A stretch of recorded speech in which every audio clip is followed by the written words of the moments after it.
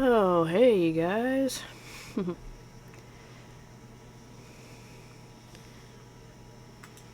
Fuck's wrong with my stream chat box? Hang on. Chat. Oh, hey, Zayden. Oh, sorry about that, man. No, you're the first. Long time no see. Yes, I did miss you. I missed having you around. What? Destroyed. How do you spell it? D-E-S. D-E-S. T-R. T-R. There it is. Destroyed. Okay. Anyways. Oh. Welcome to the chill stream. Hey, what's up? Yep. Sorry. The PC is still in the shop. Yes, it has been a minute.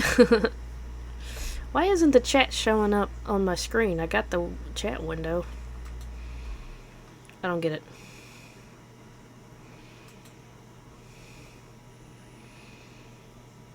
Whoa, I don't even know what I just opened. Okay, anyways.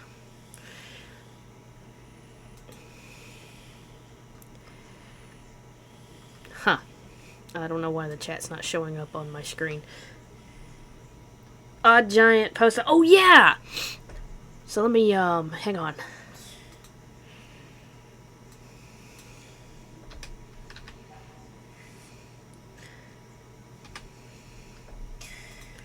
Yeah, let me go ahead and get that video queued up for us.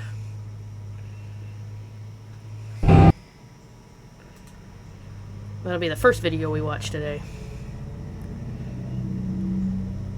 Okay then. So yeah, PC's still in the shop, so you still got to deal with my little PNG thing here.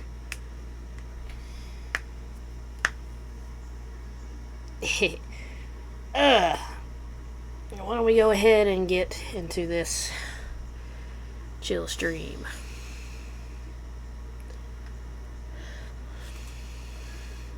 Okay, Winder capture. Whoop.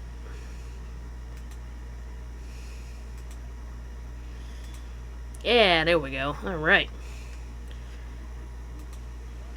Here we go. Odd Giant's new video is Corrupted Quest Chapter 1 no longer an option.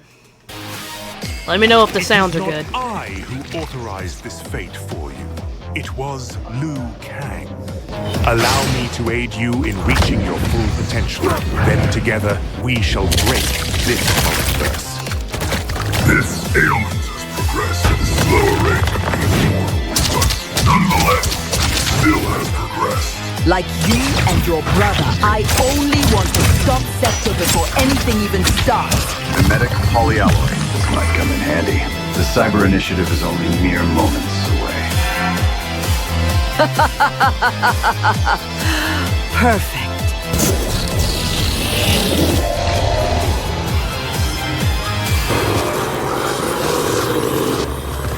Is it getting worse? Certainly not getting better. He's gonna be okay, right? If we can successfully treat it this time, yes. Homelander, you actually care? By the elder gods, this is the worst I've ever felt. Is there some kind of vaccine you How can did he give make us? the AI thing An sound like ailment that? like this can only be treated magically. Timekeeper, the Apex is making his pursuit. Wait. Apex? That was what I wished to discuss earlier. We both have encountered Dusita before. He is the very same Quan Chi that served the Apex in his prime. The very one that fled during the war. Shit. Listen, my timeline is hidden to the naked eye. No one can enter or exit without my knowing. You will be safe there until you can recover. Let Bi-Han destroy my timeline yet again. Not happening! Liu Kang, dang. you cannot fight in your current state.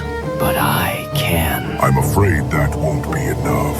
I'm asking you to I please. need to fortify the hourglass. Liu Kang, If you stay here, you will die. I've beaten him before, The Garrus. circumstances were very different. Either way. No either way. Either come with me and live, or stay here and die. The choice is yours. I'll come with you in a second after I ensure my fucking timeline won't be destroyed. I'll take Yeah. care of that. We need to leave now. In a second! In a minute! I've created the portal. Now go! All right. When did you get so bossy? Whoa. We got a Is this your first-person timeline, view. Garrus? Yes, and it will also be your grave. No! Son of a bitch, it's a trap! I've been deceived. Indeed you have. Quite easily as well. Can you feel it? Your strength slowly fading. Oh no! Your muscles growing weaker. It must be difficult for you to even breathe. Enough. I've killed you once. I'll kill you again. You will not win. Will not win. We've already won, Liu Kang. Your life will end. The question is, when? When I take it. Oh, here he comes. I know exactly who you are. Then you know exactly why you're here. I've been forced to let you live for too long. Now it's time for everything you've built Luna, I'm to live. come Talk crashing so loud. down. Fat chance. Now shall I show you how past and present are mere semblances of repetition? The past is irrelevant, and your present will soon end. I've waited eons to collect what is rightfully mine. It was never yours to begin with, and it will never return to your possession. You forget who you Holy shit, Liu Kang went Super Saiyan. I will now exceed your ability. Your will soon be broken. Not good enough.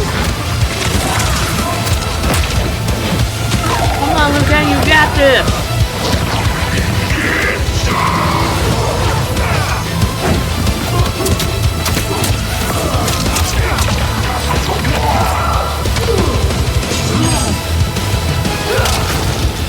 Yeah!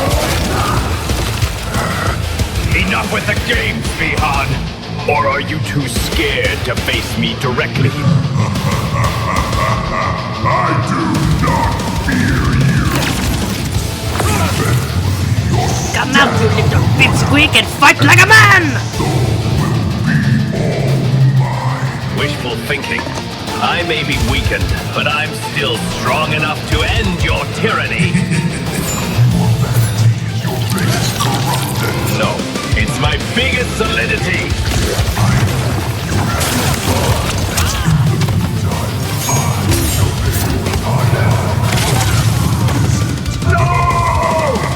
Oh, my sounds are good? Alright, that's good to hear. Raiden! What's going on? I don't know, but it doesn't sound good. I have never seen something like this. What do we do? You can do nothing other than walk among the corrupted.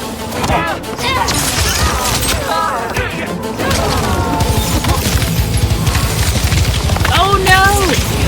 Bihan, Or was that they're the- that was encroaching one of the upon the bad- temple. Oh yeah, that was one of the bad It must have ones. failed. The bad I'll okay. refortify it. What could possibly cause this much turmoil? There's only one person I know who can make clones like this. Sector. Oh, the princess is Everyone, get down!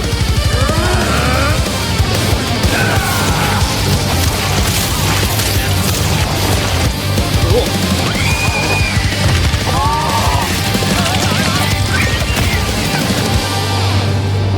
In all my years, I have never encountered magic like this. And who wields mastery over this magic? Could it be the sorcerers? Our sorcerers, no. This is a threat beyond our chronicle. I'm gonna kill all of you in the name of peace. Yeah! How hypocritical. Peace meant. Ooh, Less talking, more fighting. Thanks, Omni-Man. Hundreds of them. How can we possibly... Out of the way! Let the pros handle this. Your determination. How is he making some of these cutscenes? You cannot beat us. Nothing beats a Jet 2 holiday. Nice. I don't know how many times I've done this, but it Never gets old. Yep. And neither will you. Hey. Seems a little early for a Halloween party. It's never too early to party, dude. Yeah. All right. So far, so good. We're kicking ass.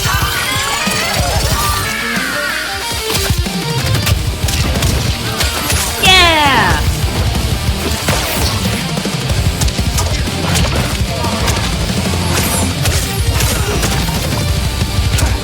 Hell yeah.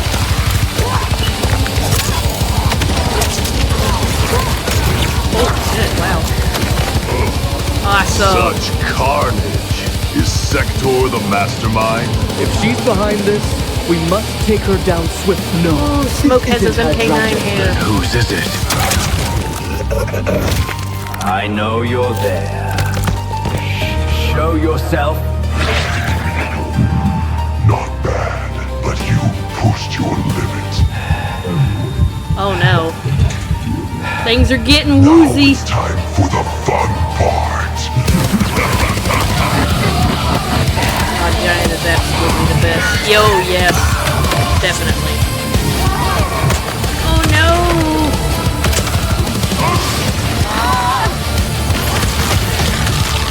Oh no! Is somebody gonna help him?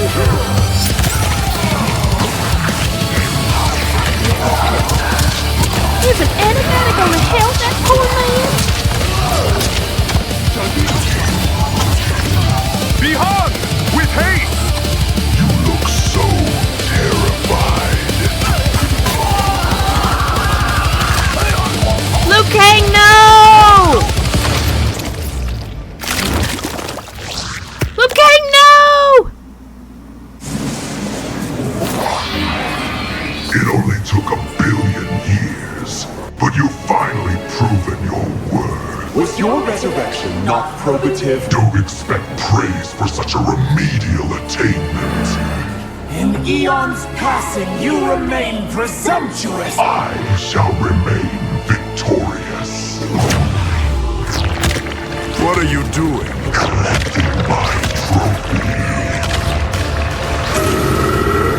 Tusita, this is unwise. Allowing him his own underlings only bolsters the possibility of a coup. He cannot betray me, Korra. Your concern is superfluous. Of that I am uncertain. I will leave you to your spoils. When you finish, we must discuss what comes next. I still thank you for envisioning we did this as the Halloween special. Oh, you're very welcome. It's an excellent series, and he's an amazing creator. Timekeeper, forgive me. When I arrived, it was too late. Tell me exactly what happened. Liu Kang was lured into an alternate dimension. It was there that he was ambushed, his soul imprisoned and his body corrupted by the Apex. Are both still intact? Besides the debasement from darkness, I believe so, yes. Then there is hope. Oh, good. Kitana, Melina, bring me the 4 greatest of Liu Kang's champions. They must Truly, be indeed, informed the of the come a troubling long way. times ahead. At your request, Timekeeper. I fear that Armageddon has already befallen us. Oh, he said it. He said the thing.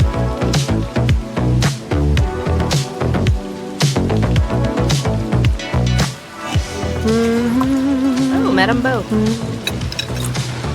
Put a lot stuff in his face.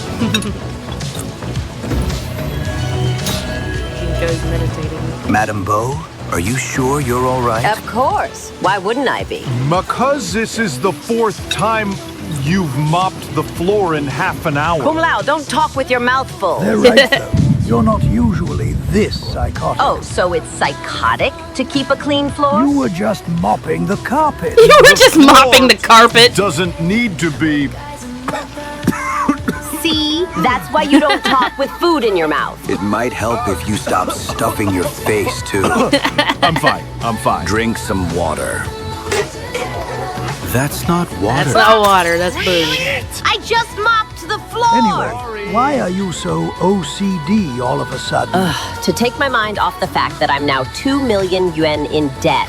Oh, shit. There's no way he's gonna hold you to that. How do you know? He was proper PO'd this time. I can't afford that. I may have to sell the tea house. No, you Oh, no. won't. It'll blow over eventually. That's how these things always go. I do agree that Lord Liu Kang hasn't been acting like himself. And now these corrupted are running rampant. I wonder if the two are related. I wouldn't be surprised. Oh, this invasion won't last more than a week. Liu Kang's got it covered. I hope so. I've never seen him so... I don't even know. Madam Bo, you've got customers. Do people ever read the damn sign? Hi, I'm sorry, but we're actually closed. Uh-oh. Oh, no! There's more of them. Oh, shoot. Here we go again. You picked the wrong tea house, fools! Hey, yo! Madam Bo's packing.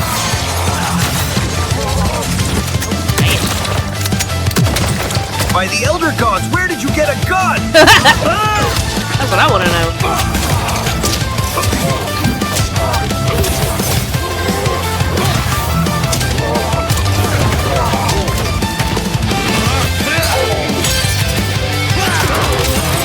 Yeah! Kaboomy! Heads up! Narrowly!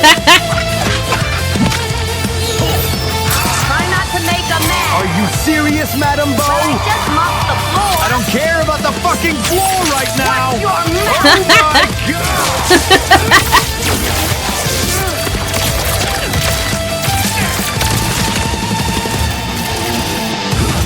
Well, we're fighting to the death. It's gonna get a little messy. Meow meow. But how from people's service? Like I said, we're closed.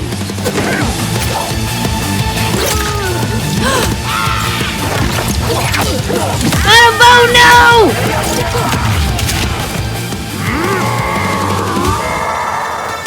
No matter how many I defeat, even more arrive.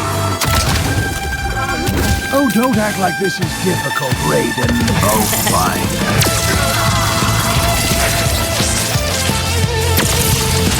I like this music, too. See?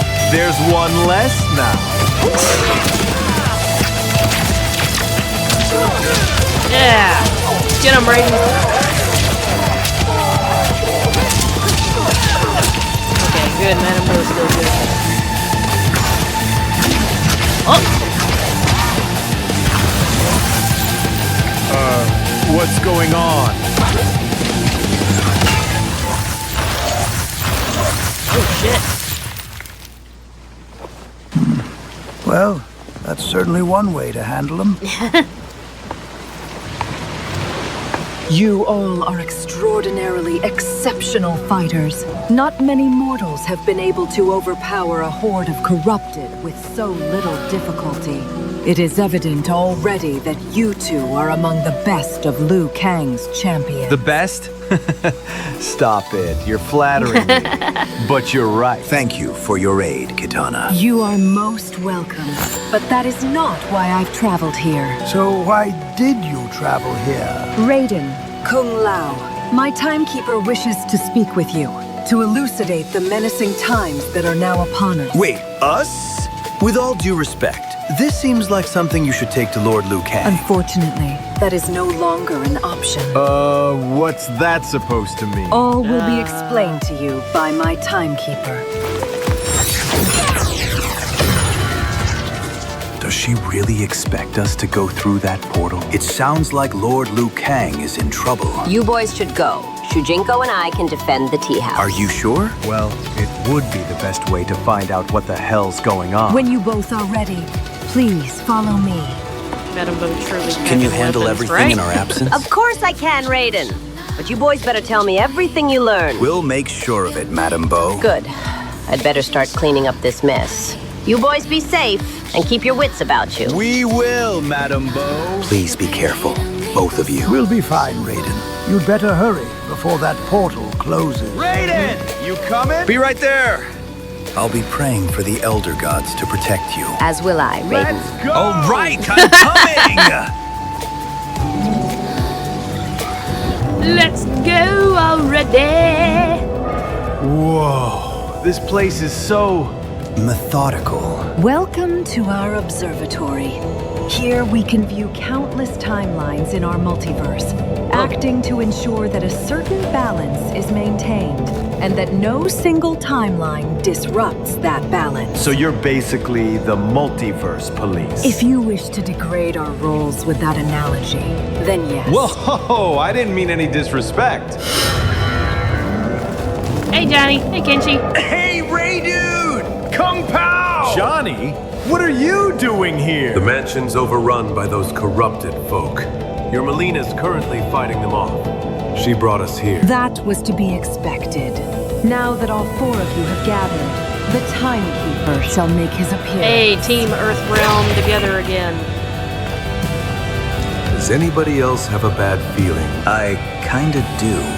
When I questioned involving Lord Liu Kang, they said it was no longer an option. No longer an option? That's not good. Wait. Isn't Liu Kang like the most powerful being in the multiverse? I'm sure he's fine. On the contrary, he is very much not fine.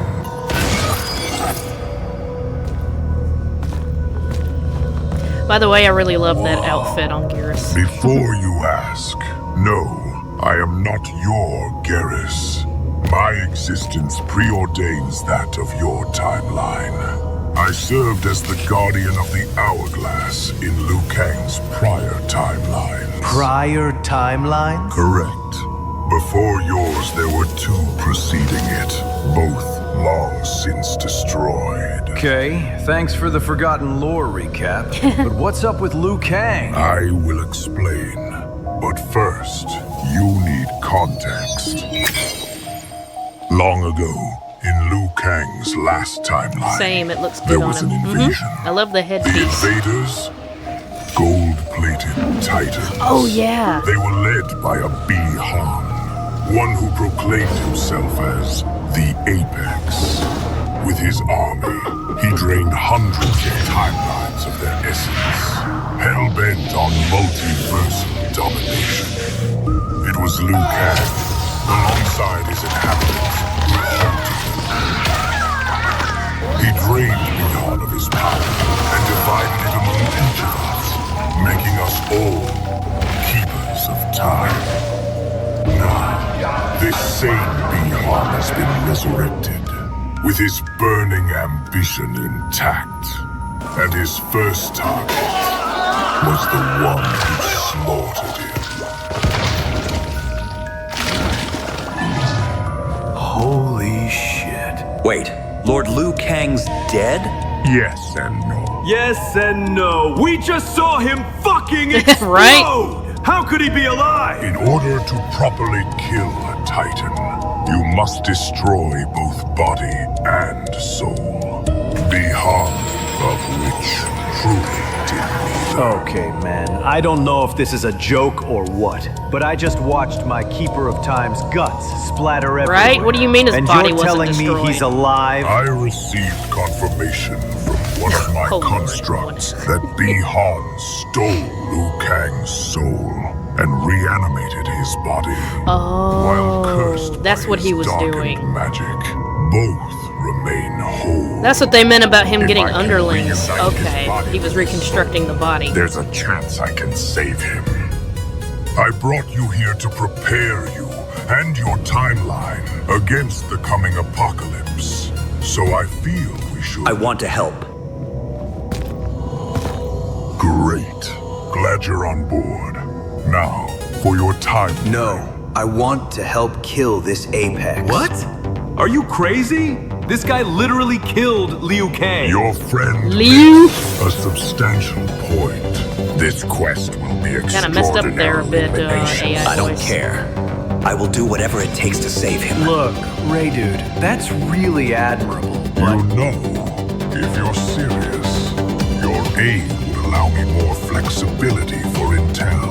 A proper partnership may increase the flow and the result. Very well. If you wish to assist, Raiden, I would be very thankful.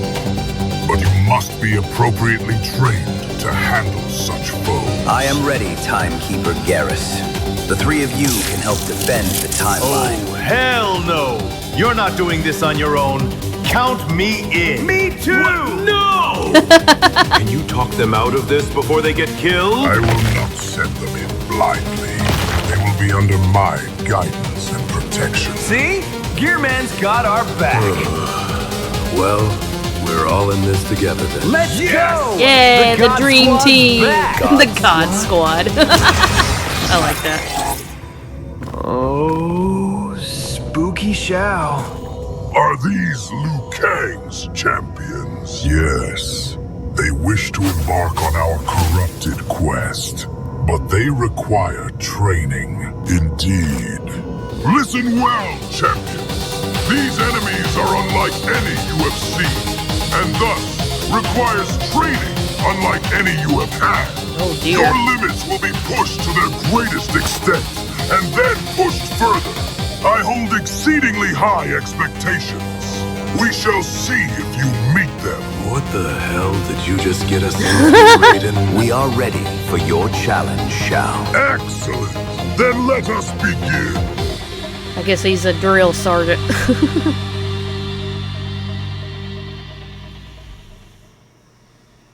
Ooh, okay. Well, that was a pretty exciting. Beginning.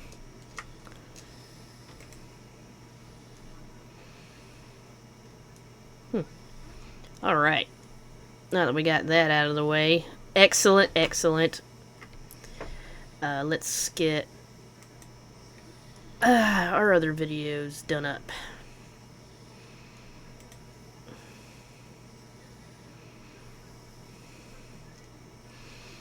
Hold on, let me, Alright, you know what? That's fine. Alright. Here we are again. Another few months have passed, another Found Media video. I've probably said this before, but I like doing these every few months to catch up on what's been found. Oh yeah. Even the stuff I wasn't following super closely. It's an interesting way to stay updated and in the know about current interests, and overlap from other communities too. Not to mention, if you happen to be sleeping on a certain search, you might be surprised to hear, oh, that's been found now? There's a pretty good mix of topics from different categories as well. So with that said, let's start with the first topic. Okay, this first entry is a big one, and one that I had actually talked about before in a video many years ago, but it was almost entirely lost 4 decades before that. It became a highly desired piece of content from the anime and animation fans for this elusiveness, and I kinda thought it would never get found, given the circumstances. But then, just as has happened many times before, it more or less just showed up when no one was expecting. This topic is the uncut version of the Fist of the North Star movie, which had been missing ever since its 1986 theatrical release. The series takes place in a post-apocalyptic world, and a large portion of its content involves intense martial arts battles. The manga series is rather known for its heavy violence and gore, which was adapted into the movie that was released into theaters. Already, Toei Animation had issues with keeping the anime appropriate for TV, but once that movie released, it seemed to cross a line, as complaints reached the Diet of Japan, who asked Toei to edit the film. This is where the censored version came into existence, as the gore was made less visible, and was not as clear on the screen as it was originally animated. This edit is also the version that was released on home media, and nobody had seen the original product since its theater version. Nobody even knew if Toei still had the masters, or lost them, as they've never commented about it publicly. So over the years, as interest in the anime gained popularity, fans became aware of this uncensored version and found small pieces of it that have been saved. I've never watched the movie myself, but apparently there's still a lot of blood that remained even in the edited version, though some international VHS tapes have more of the gory content than even what was released onto home media in Japan. And then there was a trailer for the film that was uploaded online, which contains an edited scene fully intact. But people still wanted that full, uncensored experience, and that was the Holy Grail.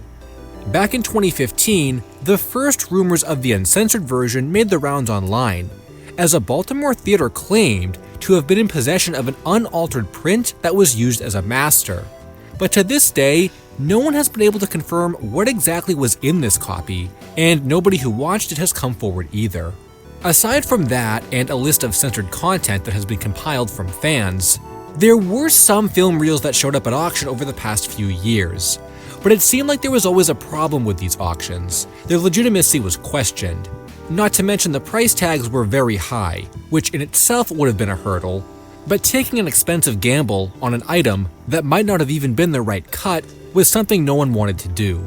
I've even heard that the two separate auctions were actually for the same reel that had passed hands over the years, so none of this was really feasible and it was a little confusing to say the least. It would have been ideal if someone who just already had a print would be willing to share it, or at least can confirm the content on the reels before selling it to someone in the community. And well, while it took another decade for that to happen, after those first reports of the Baltimore copy, in July 2025, we would finally see what it was Toei had to censor, as an anime restoration group called Kaneko Video released clips of the uncensored scenes online for free. Though it's not really the complete uncensored experience some people were expecting. On the Internet Archive page for the uploads, they state a lot of insightful information about the origin of this reel, including that these scenes specifically were discovered to be attached to a 35mm print of the rest of the film. So basically what's explained here is that the film reel itself is actually the censored version, but shows signs of splicing right where the uncensored scenes begin and end. This suggests that Toei physically cut the uncensored portions out of the reel at the theaters. That's why the cuts on this reel seem so sloppy, and it's speculated that the controversy came in while the movie was still running in theaters. Which means we'll probably never see an actual untouched copy of this film. Still, this is as close as we've ever been able to get, and it's still an amazing find. The next topic is one that I had heard about in passing over the years, but never fully understood what it was supposed to be. I so remember when those I heard the Incredibles topic commercials. got found, well, partially found, it got me to look into And it further that's how I beat and learn what it Syndrome. really is. Really? Is that Unlike how the it usual happened? areas She where puts lost them in media on, comes from that we talk bubble. about on the channel, this one comes to us from the movie theater. Again. And when you think about it, this is actually a really common place for content to go missing. Whether it's extra content that was only shown with a theatrical release, or even those games and promos that air before the previews. Very few people, if anyone, really saves this stuff. And for 7 years, nobody had this theatrical lost media from the first release of The Incredibles 2 film, a special segment that aired before the movie itself. According to the Lost Media Wiki article, this short showed some of the film's crew on camera, apologizing for how long it took to get the sequel made. Both movies released almost 15 years apart, and they said that the wait would be worth it. This became known as The Incredibles 2 Cast Apology. The vagueness of the title and coming from a movie I never saw was probably why I had always looked over it. But after doing some research, I can clearly see why this intro in particular is so popular. It's something that many people remember from when they were younger, and had tried to find online over the years, but came up empty-handed. I can definitely relate to having a memory of something from childhood that I just cannot find. And the fact that so many other people remember this makes it much more desirable to them. It's a shared memory. Unsurprisingly, this apology was not included on any home media release or any streaming service release. I liked it alright. And after consulting the Lost Media Wiki forums, apparently a lot of movies have lost intro sequences like this too. I remember seeing something similar for the Sonic 2 movie, thanking the viewers for seeing it in the theater. But no matter, I can see why it didn't get saved. It was just a little extra for theater goers who saw the premiere. So then the question is, how are we supposed to find a 30-second intro piece that had a limited run and nobody was expecting to be there? There's only one way: theater bootlegs. It's very likely that someone either filmed the whole movie from start to finish, or had clips of this intro somewhere online, and we just had to find the fan that did. Early 2024 was when this thread started, and it seems like the majority of its searching and discussion took place throughout the year, but discussion died down by the end of the year. At that point, only one video had been found from the premiere at the El Capitan Theater, but the recording stops right before the actual apology. The comments even point out how this was almost found media, but this is exactly on the right track. And in August 2025, a copy was sourced this way. Well, nearly. User Angie Dolls had been doing some research of their own after having remembered the apology themselves, and found a theater recording from the premiere on another channel. This user also had a review of the movie on their channel, posted around the same time as that premiere video, and in it included a full audio copy of the apology. We could finally hear it, but not see it, as unfortunately this is not accompanied by any of the visuals. I'm wondering why this video contains the audio but no visuals, as you'd think both would have been recorded. Nobody asks about that in the comments section, and it's not explained anywhere. So maybe this audio actually came from a different source, and this user just used it in their video. If anyone has an answer about that, I'd like to know what it is. But clearly, we do still have some more searching to do to get this topic completely found. This wouldn't be the first time I've talked about Chuck E. Cheese or Showbiz Pizza lost media, and I've always said that I wanted to cover more of those topics in the future. The only problem is there aren't a whole lot of large topics to cover, and even of those, they're nearly impossible to locate. But I think this topic definitely passes as both a larger, more notable piece, and ended up being found in an unexpected way. Though I think this might have technically been found last year, I only heard about it this year and I didn't talk about it before, so I'm going to now. So back in the day, Showbiz Pizza had a promotion that you might have heard about before. It's quite famous within the community. It was held at participating locations in March 1983, and it was called Crazy Colander Head Night. This promotion encouraged customers to decorate a colander, wear it on their heads into the restaurant, and participate in events. This ranged from being indoctrinated into the colander group, winning prizes, and decoration contests. Not only that, but the animatronic characters actually had original show tapes that were made for this event, both discussing the upcoming promotion and then talking about the colanders on the nights themselves. What this ended up being was one of the biggest revenue months of all time for corporate. So given how popular the promotion was, it goes without saying that the company wanted to make a sequel for this to gain even more attention and customers. What did they come up with? Well, that was an event called Junk Day. Ever heard of this one before? Probably not, because its planned implementation never really happened. Contrary to Colander Night, where fans wore funny headpieces, Junk Day's premise was for people to bring in junk or discarded items that would be used to decorate the wall areas in a sort of abstract way. But according to rumors, this went horribly wrong, as people were bringing in actual garbage that posed health hazards and could not be used. It got so bad that allegedly, Junk Day was abruptly cancelled and the promotion became one of urban legend over the years.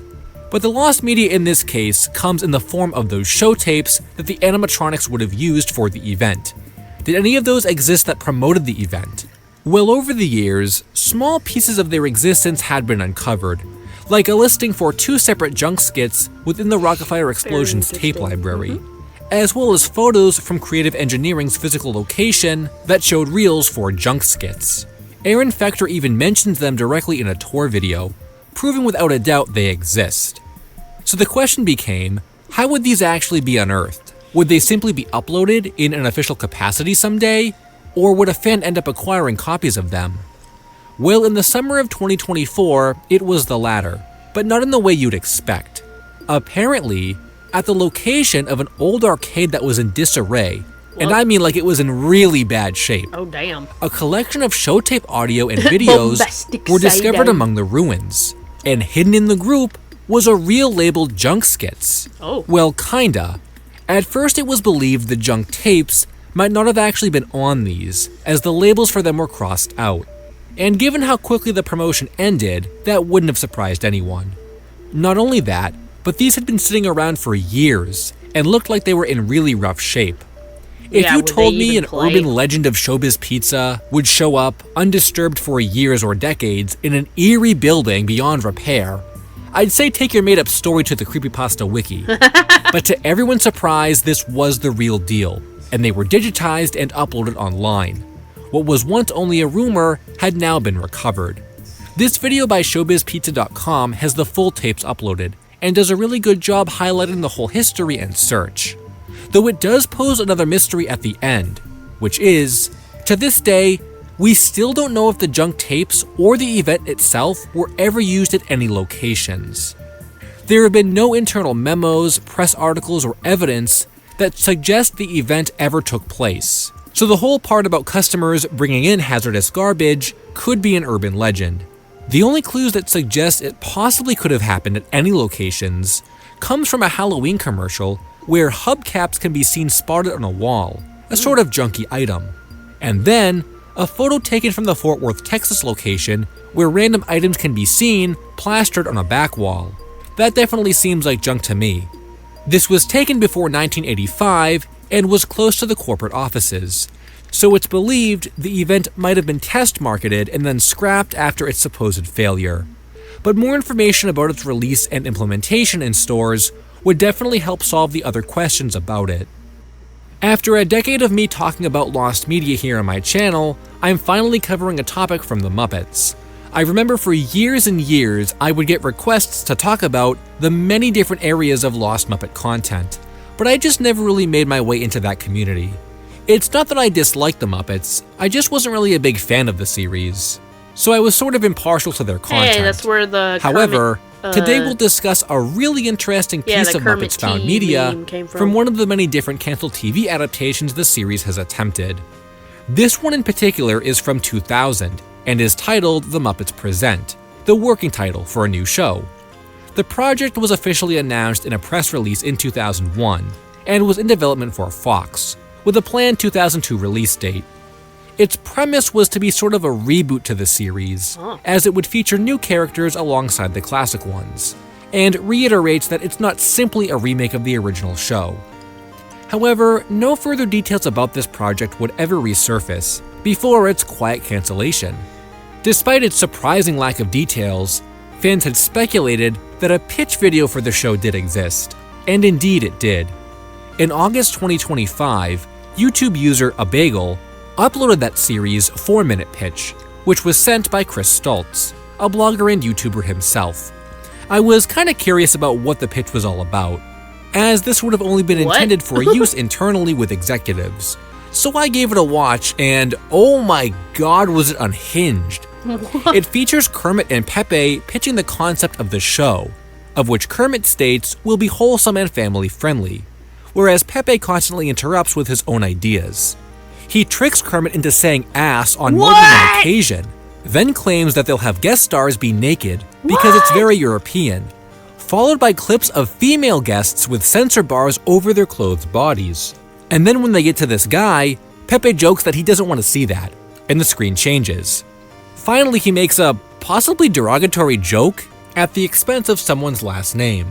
This dialogue is something I would have just never expected to hear from the Muppets. I mean, I kind of would. Kermit insists the show was going to be family friendly, so I don't think the actual show would have been as in your face as this. But there is a script for an actual episode that was posted online, which includes a rap battle between Eminem and Sam the Eagle, and a blind date segment between Fozzie Bear and a blonde girl named Jenna, who can be seen in a hot tub wearing a bikini. The joke here is that Jenna is trying to be seductive, whereas Fozzie is being like I said, I honestly could. The writer even stated the series was intended to be edgier and contain more pop culture references, which definitely comes through in just these two scenes. But it's so wild hearing this stuff come out of a puppet's mouth, especially a Jim Henson puppet. I don't think anything else really came out of this pitch from what I found online. Though before the planned premiere, Kermit apparently appeared on The Daily Show in 2001 to promote the upcoming program, and claimed it was coming soon, even though it never did. Nobody knows for sure why this was cancelled, but I think it was just one of those things that fell apart. Speculation says that the previous failed project, Muppets Tonight, might have played a role in this series' cancellation, and then following this iteration, years later, an entirely new attempt was created in the form of the Muppets 2007 pilot, which is still lost media. Let's conclude the video with a SpongeBob topic, one that I had actually never heard about before. This one is pretty similar to the Incredibles castopology as well, because this topic is also one that was never really supposed to be saved, and was more or less just made to be entertaining. It even crosses over into Lost theme park territory, given that it was made for a physical attraction, though nobody who attended this back then would have ever thought about recording it. Well, most people. This topic takes us to 2003, around the time the series was still at an early point in time, but was without a doubt very popular. If you had visited the Mall of America or Kings Island back then, you could have rode the SpongeBob 4D ride, also called The Ride and 3D Ride. This was an immersive attraction that took audiences along with SpongeBob as he attempted to recover a lost pickle in order to complete his Krabby Patty. Pickle! The ride itself has been very well documented online, which can give you an idea of what it was like. But something that didn't find its way online was the pre-show that played during the line queue. It's common for rides to have little clips or props around to keep the guests entertained as they wait, and for this one, a SpongeBob sequence played on TVs. The earliest thread that discussed this in the Lost Media community was made all the way back in 2022, and described the scene as SpongeBob waiting in line himself, before turning to the audience and introducing who he was, followed by clips from the cartoon that played afterward. But given the popularity of SpongeBob, and the fact that this ride was so widely available in the US, it's not surprising to hear that some pictures and clips had shown up over the years, but most were in low quality, and the whole pre-show video was not saved. Not to mention, the ride is now defunct, at least I think it is. There are some lists that make it seem like a couple are still around, but I think they're actually outdated, so none are in operation. Though even if the ride was still operational, who knows if the Q video would still be running with it. If someone could have just gone to a location and recorded this in the modern day, I'm sure they would have by now. So this means, once again, we're dependent on fan recordings that someone would have from that long ago, on top of the fact that they would also have to know it's lost media in the first place. Well, spreading awareness is a powerful tool, because in July 2025, the Lost Media Busters made a post talking about the topic, when user GreenThingCTR replied stating they had the entire video, from back when a recording had been posted on YouTube at one point in time. Without any hesitation, the video resurfaced the next day and was uploaded to YouTube again, where it can currently be viewed. The video is in pretty low quality, as should be expected, but it's very fun to watch and is 8 minutes in length. That's a really long time for someone to have stood there and recorded, but it's a great find, and one that definitely could have stayed lost for a lot longer if this had not been saved or recorded at all. It's the only known copy of it in existence, and had this user not downloaded it back in the day, I don't know how you'd find the original copy, especially if the channel that posted it is long gone. And that's it. Those are some of my favorites from the past couple months. How do you think 2025 is shaping up compared to previous years? I personally feel like the momentum slowed down after Me and My Friends was found, but a lot of this stuff is really cool, and usually there are some more big hits in the final part of the year, so we'll have to see what else comes up next. A true ninja always stays on top of their training, just as a true viewer stays up to date with the latest videos. So, why not grab another cup of green tea and watch some more? I'd stick around this digital dimension myself, but I gotta get back to my teammates. See you in the next chapter.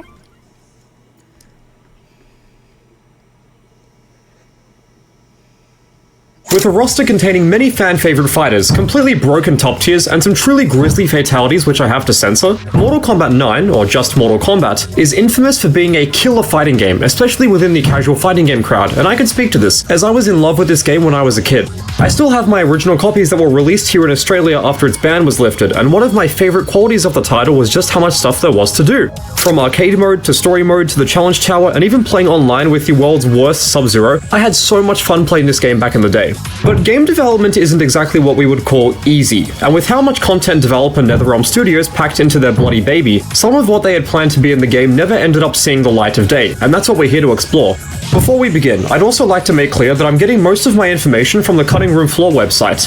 If you'd like to learn more about the cut content of not just MK9, but any game really, please check this resource out. It's amazing, and I couldn't have made this video without it.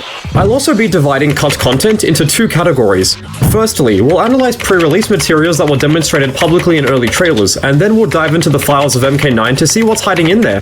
Much like a jump scare in the crypt, I wasn't ready for a lot of this stuff, so buckle up and get ready for the cut content, or cut content if you will, of Mortal Kombat 9. June 10th, 2010 was the day that MK9 was officially announced to the world, and with this announcement came a reveal trailer that featured a mix of pre-rendered cinematic visuals and real-time gameplay footage running in-engine. Man, this takes me back. Anyway, at the 33-second mark, we can see Shao Kahn himself, but eagle-eyed viewers will notice that this is his character model from 2008's Mortal Kombat vs. DC Universe, which I also still have my copy of. I also booted into this game to compare the models for myself, and they do look about the same, although YouTube's video file compression for the MK9 trailer doesn't help things. Shao Kahn's DC Universe model was most likely placed into MK9's early builds to save on time, as it's not like the developers needed to finish his model before running tests. As far as I know, both MK9 and DC Universe were created by the same teams, and they both run on modified engines of Unreal Engine 3, theoretically allowing assets to be ported from one title to the other with relative ease. Speaking of early character models, Johnny Cage looks similar to his final depiction at a first glance, but you'll quickly notice that this hairstyle is totally different in the reveal trailer. It makes him look like one of those generic Westerns 2000s game protagonists, and it's honestly somewhat uncanny for his regular hair to not be in the trailer. I'm not sure why it looks so different here, but I'm glad it was changed for the final game. Skipping forward a few seconds reveals Nightwolf, who was always one of my favorite characters, but in this context, I'm more focused on the yellow lighting of his body. You would think it would be blue to match the lightning striking his chest, but perhaps this was a leftover from MK vs. DC's Rage mechanic? I highly doubt the mechanic itself was intended to appear at MK9, but the visual effect being reused in early versions of this game does check out. On the topic of MK vs. DC, the animation for Sub-Zero's freeze attack is reused in the trailer too. Doing a side-by-side comparison of both animations confirms that they are indeed the same, and I assume that this was also reused for time and testing purposes. In release MK9, Sub-Zero's freeze looks like this. Returning to our friend Johnny Cage once again, a quick montage towards the end of the trailer reveals the brand new X-ray mechanic, but if we perform Johnny's X-ray in the final product, it's totally different. What's happening here is that when NetherRealm Studios were debugging MK9 with test characters who were never intended to be playable, this X-ray was given to them as a quick and dirty animation. It doesn't look bad at all, and whether Johnny's actual X-ray wasn't ready to be demonstrated in the trailer, or maybe the devs just didn't want to show it off yet, the test X-ray was included here instead. Finally, the last piece of cut content from this trailer involves this clip of Kung Lao's fatality, which is thankfully censored by the game's logo. However, the fatality itself isn't what we're interested in. Instead, take a listen to Sub-Zero's audio. I would never have caught this for myself because of how minuscule this detail is, but the cutting room floor reports that Sub-Zero screams are actually from Noob Saibot, and they could only be heard when Sub-Zero is using his Bi-Han alternate outfit. In the final game, if he's using his regular outfit, this is what the fatality sounds like.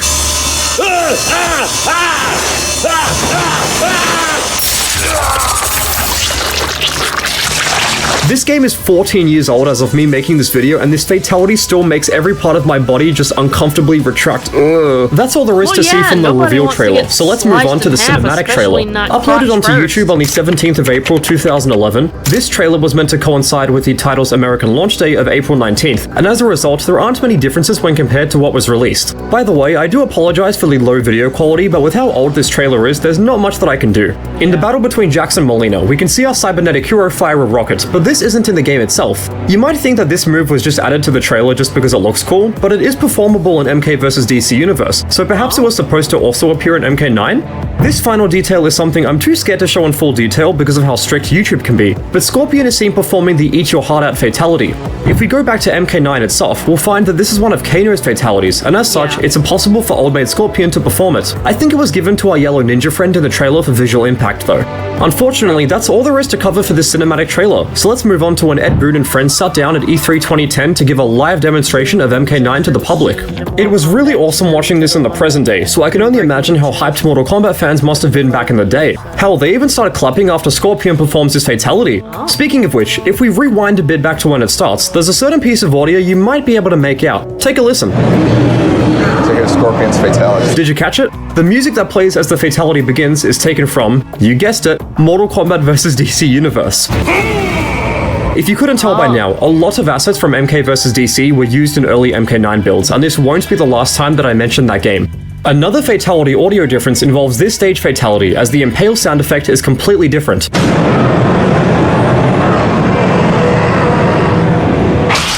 It sucks that I'm not able to show it off, but at least you can hear the difference.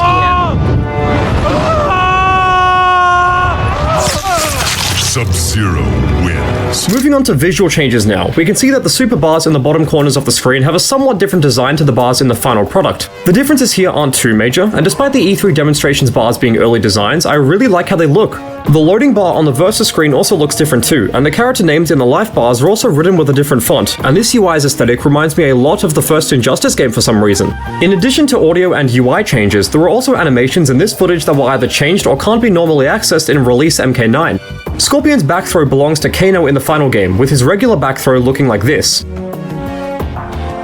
Even though he seems to be demolishing Sub-Zero, Scorpion ends up losing the second round, and his get-up animation is also lifted from MK vs DC Universe. Nothing else in this match appears to be different, so let's check in on this tag team battle. Right away, we can see that Johnny's hair is back to normal, which is really cool, as well as the startup of his X-Ray being different. If you don't know, Johnny's X-Ray is unique in that it's a counter super, so it's only going to play out if an enemy makes contact with him during the move startup. In the E3 video, Johnny's hands go green in a very obvious attempt to bait the enemy into pressing a button, and this was seemingly changed in the final game to be much less obvious. Also, the test X-ray animation is no longer present, and although it's not completed yet, Johnny more or less had his proper X-ray in this build of MK9. But enough about Mr. Cage, let's now focus on his tag team partner.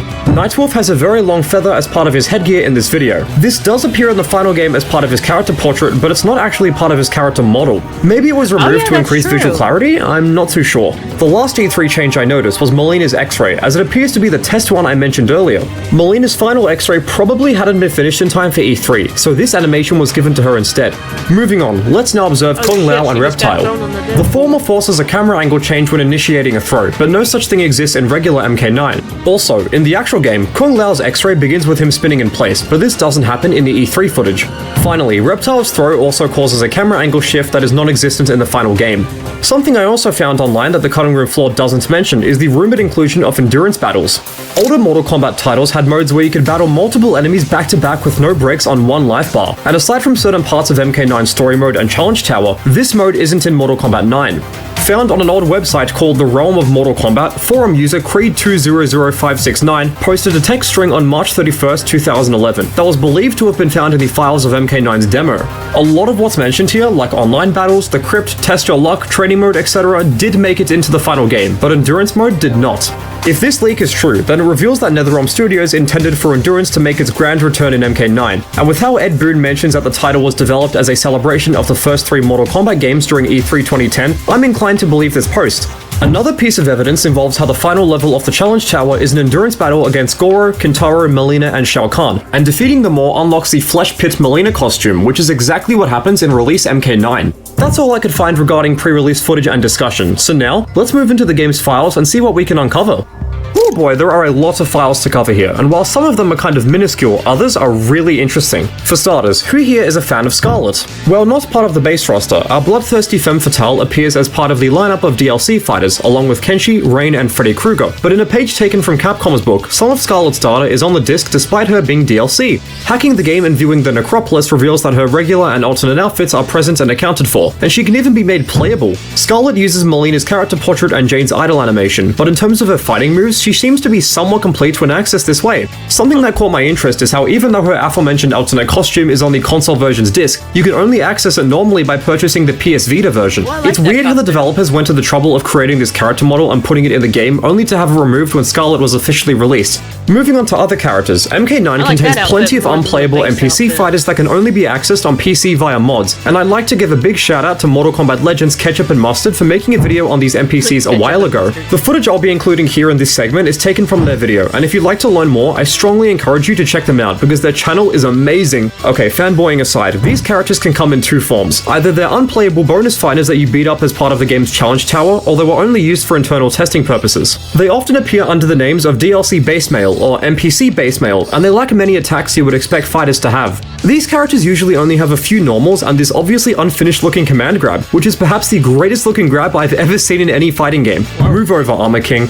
The other characters, like Zombie and Oni, aren't cut content per se, but there's normally no way to access these creatures, and as they were never intended to be playable, I wanted to include them here. These unfinished NPC and DLC characters are speculated to have been used by the developers to test gameplay mechanics and character slot properties, and if you choose DLC base mail on the character select screen, something interesting happens. Fujin. For those uninitiated, Fujin is the god of wind in the Mortal Kombat mythos, and he first appeared in Mortal Kombat 4. Upon hearing this audio file, I was under the impression that Fujin was supposed to be DLC for MK9, MK9. But with how Ed Boon and his developers like to play tricks on the MK fanbase, I suspect this was put in to trick hackers who had unauthorized access to the inner workings of the game.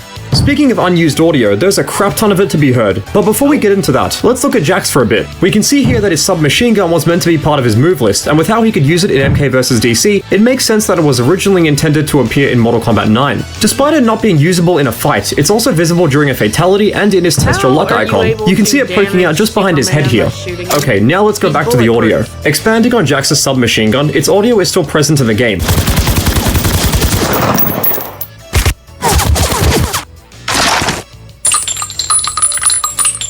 This implies that he would have had multiple special moves and a fatality utilizing this weapon, but they were removed. Thunder God Raiden also has some unused audio files, and they would have been used for his lightning attack. Yeah.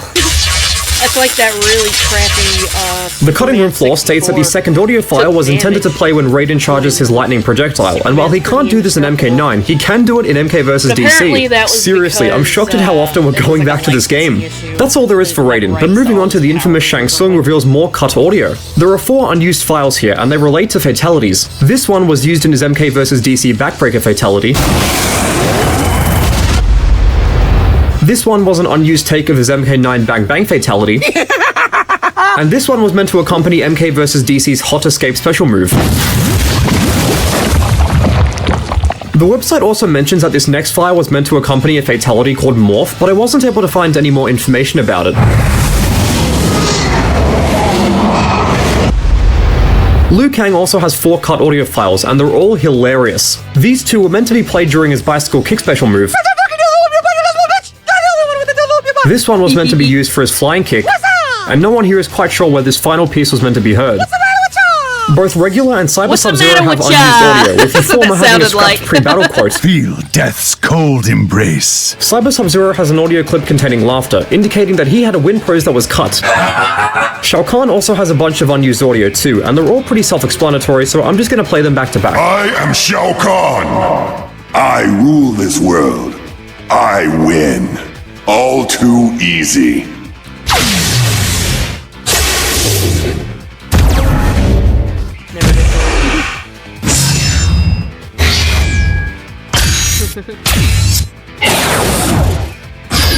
Finally, the announcer himself also has a pretty interesting unused voice line. Brutality. That's right, brutalities were meant to appear in MK9, and Ed Boon himself confirmed this on Twitter on the 20th of May 2011.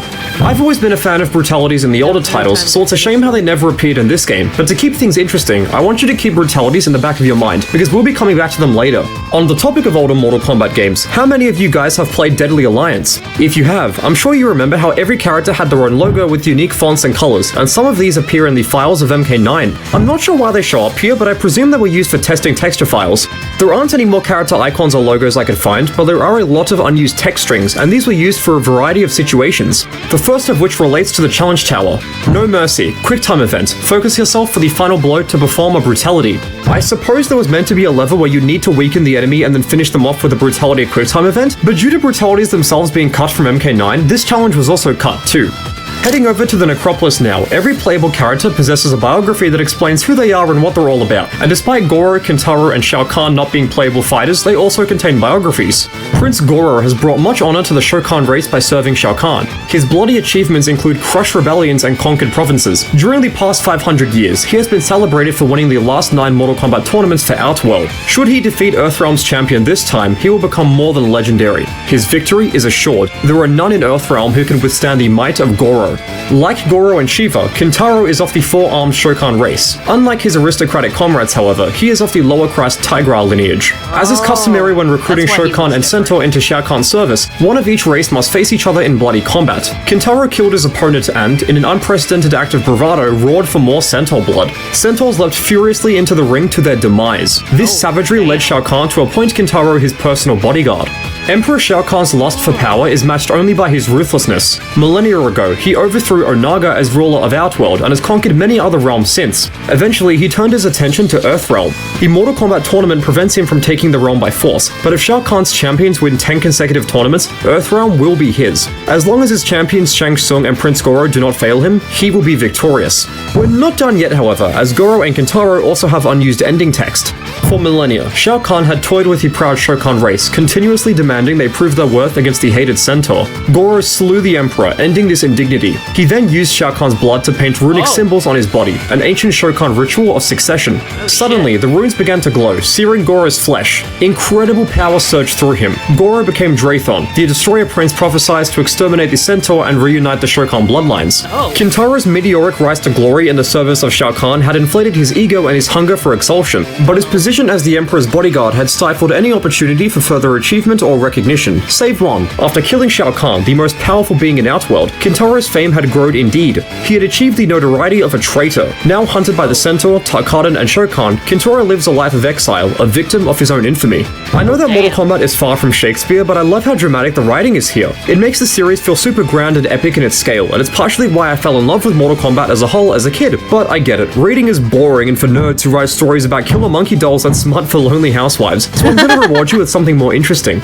Another shout out goes to YouTube user Neutralization for the footage, as on the 12th of January 2023, they uploaded a video featuring cut special moves. The first of which is Reptile Super Invisibility. This was a version of his iconic move that would stay active for as long as Reptile had meter, so if you activated it with full resources, you could stay partially invisible for a really long time. I assume that this was the reason why the move was cut, and as Reptile already has regular and DX invisibility, a third version would have been overkill. Going back to Goro now, it was planned for him to have an EX ground stomp. We can see that in comparison to the regular stomp, EX's initial jump is longer, and upon landing, the move does really big damage. Knowing MK9, I wouldn't be surprised if this was a low, although it's quite easy to react to the startup.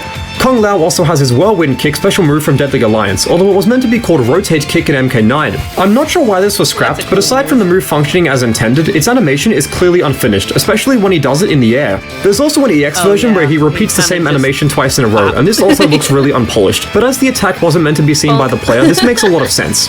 Shao Kahn himself also has 4 EX moves that were scrapped, and the first 3 involve his hammer. As they remain unfinished, the hammer itself doesn't render on screen, making these moves look hilarious when performed. When Shao Kahn does EX Hammer Toss, there's no hitbox, but the shadow appears in the background. His final EX move, Spear Toss, does look normal, but there's also no hitbox, so it's pretty much useless. Sonya Blade also has 2 unused attacks, and these are similar to Kung Lao's moves. The first one is called Bicycle Kick Old, and it stuns the opponent for a whopping 10 seconds. It also has a whiff animation, although this looks unfinished. The other move is just called Bicycle Kick, and this looks a bit more polished. This can also be done in the air, but the startup frames look pretty jank. Unsurprisingly, Sonya's bicycle kicks were also in MK vs DC, so it seems that they were originally planned to be in MK9. Sub-Zero is our final character, and he has a fake version of his Ice Ball. This isn't too interesting, but there's one more thing that I thought was really cool. A very early version of Kano's Brutality still exists in the game's files, and it looks like a hit grab of sorts. The animation is clearly unfinished, and as the background doesn't darken, we can tell that this move didn't have much work put into it. A comment I found from YouTube user The Brandon Man reveals that this animation is actually part of the final game's challenge tower, but I wasn't able to find footage of this occurring, unfortunately. By now, it goes without saying that MK9 was subject to a lot of cut content, and I had a lot of fun researching it all. From funny NPCs, cut audio, and costumes that only appeared in the PS Vita port, there was a lot of stuff for me to sink my teeth into when I was researching this topic, and I was surprised at the sheer number of files that I was able to talk about. Out of everything we covered, brutalities and the cut special moves are the ones that sting the most, as I would have loved for them all to be present within real matches. Even if some of them would have been carried over from MK vs DC Universe, more moves are always cool to have in fighting games, but if I'm being honest, MK9 is still a hell of a good time in its final revision, so it all turned out splendidly well. Mortal Kombat as a whole went through some really rough patches during the 2000s, and I'm so glad that MK9 turned the series' fates around and introduced a whole new era of fans, myself included.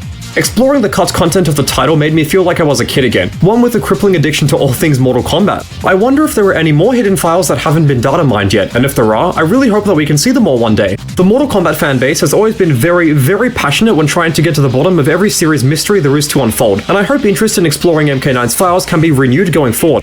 If you made it all the way to the end of this video, thank you very much for watching. I really appreciate your time, and I hope you had fun. Take care, and I'll see you in the next one. SpongeBob SquarePants 4D.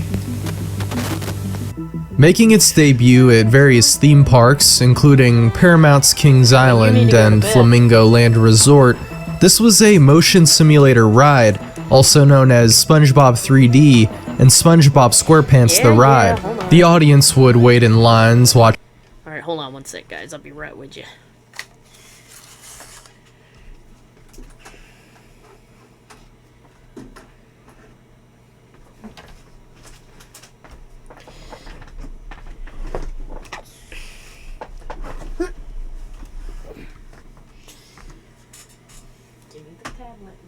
about this? Luna, you need to go to bed. Why not? I don't want to hear it. You need to go to bed. I haven't finished. I don't care. It's bedtime. Can I do it myself? Do what? The charger. I can take care of it.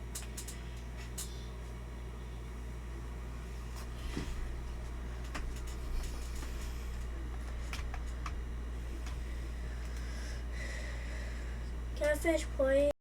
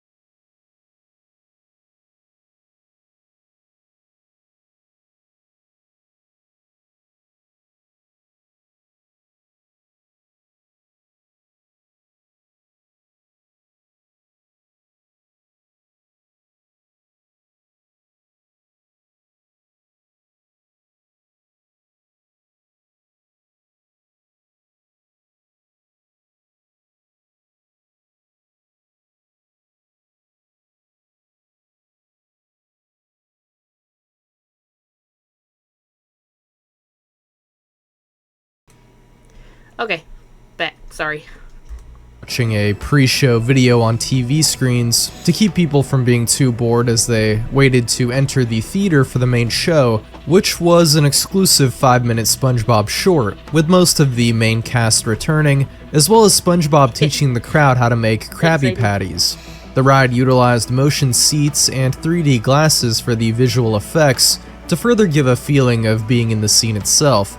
Despite some of the CGI looking, well, a little bit dated by today's standards, kind of reminds me of those SpongeBob PS2 games, it was still quite well received for the SpongeBob short itself, as well as the immersive effects on display, such as the audience being sprayed with water when bubbles were blown on screen. You even get to ride with SpongeBob on his bubble bicycle as he travels down to Rock Bottom in search of a lost pickle. Just looking at this though, I know I would 100% get motion sick on this ride. I went on the Simpsons one back at Universal Studios and yeah, I almost threw up, but this might just be a me thing. I can barely play regular VR games as is. Today though, this short is most well known for the memes it spawned, notably... By the way, you're gay. What? By the way, you're doing great for your first day.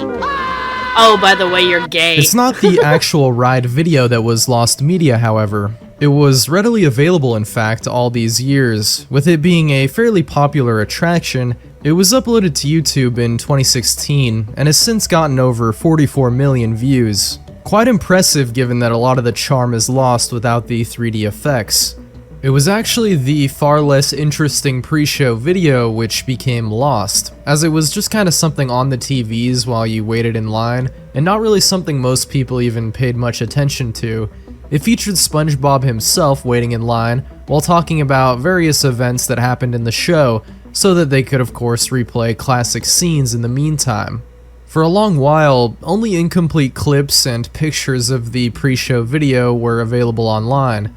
Until in July of 2025, the Lost Media Busters made a post about the video on Twitter, aka X, and received a reply from a user called greenthing_CTR, who sent the video over after having downloaded it from an old YouTube upload, which got taken down. Although it's admittedly in poor quality, the complete pre-show video can be watched on the Lost Media Busters YouTube channel. To Tell the Truth DVD game. To Tell the Truth was a long-running American game show involving a series of contestants pretending to have a certain occupation, while one of them was actually telling the remember truth, that show. with the panelists having to determine who was the one lying and who was actually telling the truth. The show had multiple runs on many different networks over the years, starting in 1956 and finally ending its latest incarnation in 2022. Of course, with it being such a huge property and money-making machine, it couldn't just be a game show, and had other business ventures as well, including board games, and even a planned DVD game based on the panel show created in 2005. This was a popular trend at the time, as the company that created it, Imagination Entertainment, also made DVD games based on Let's Make a Deal, Family Feud, Deal or No Deal, and many others. However, it appears that the To Tell the Truth game was never released, as there is very little information to be found on it online, at least initially. In 2017, a listing for the game was found on Amazon Canada, which showed off the cover art, although the DVD itself was listed as out of stock. But thankfully, this year in 2025, a user named Race Olympics found a copy in June and uploaded the whole thing to the Internet Archive. Monty's Magic. Now, yeah, like I said, I kind of sometimes I'd watch the 2000s incarnation of that, and I remember the TV spot they had for it.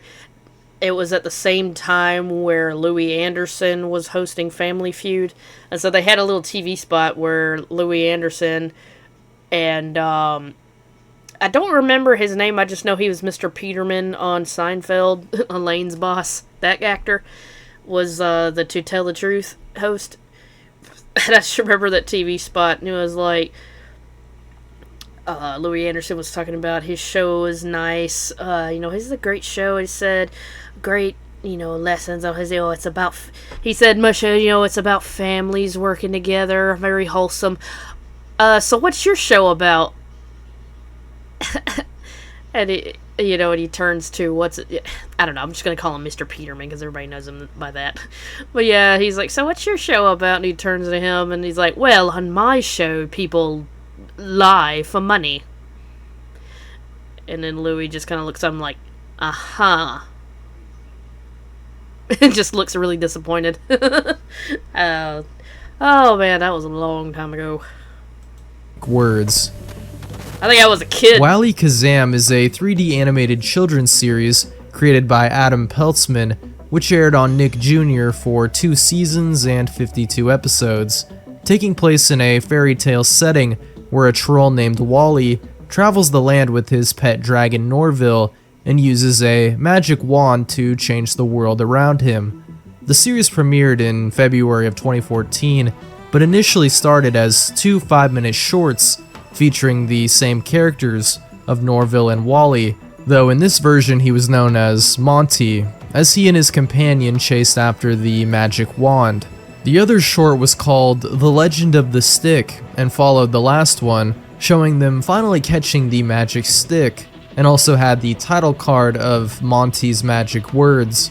This short was lost after it was deleted from Vimeo, and only short clips could be found, until on June 27th of 2025, the original Legend of the Stick short was uploaded to the Internet Archive by user Team Sonic 2011. Drop Zone US Prototype.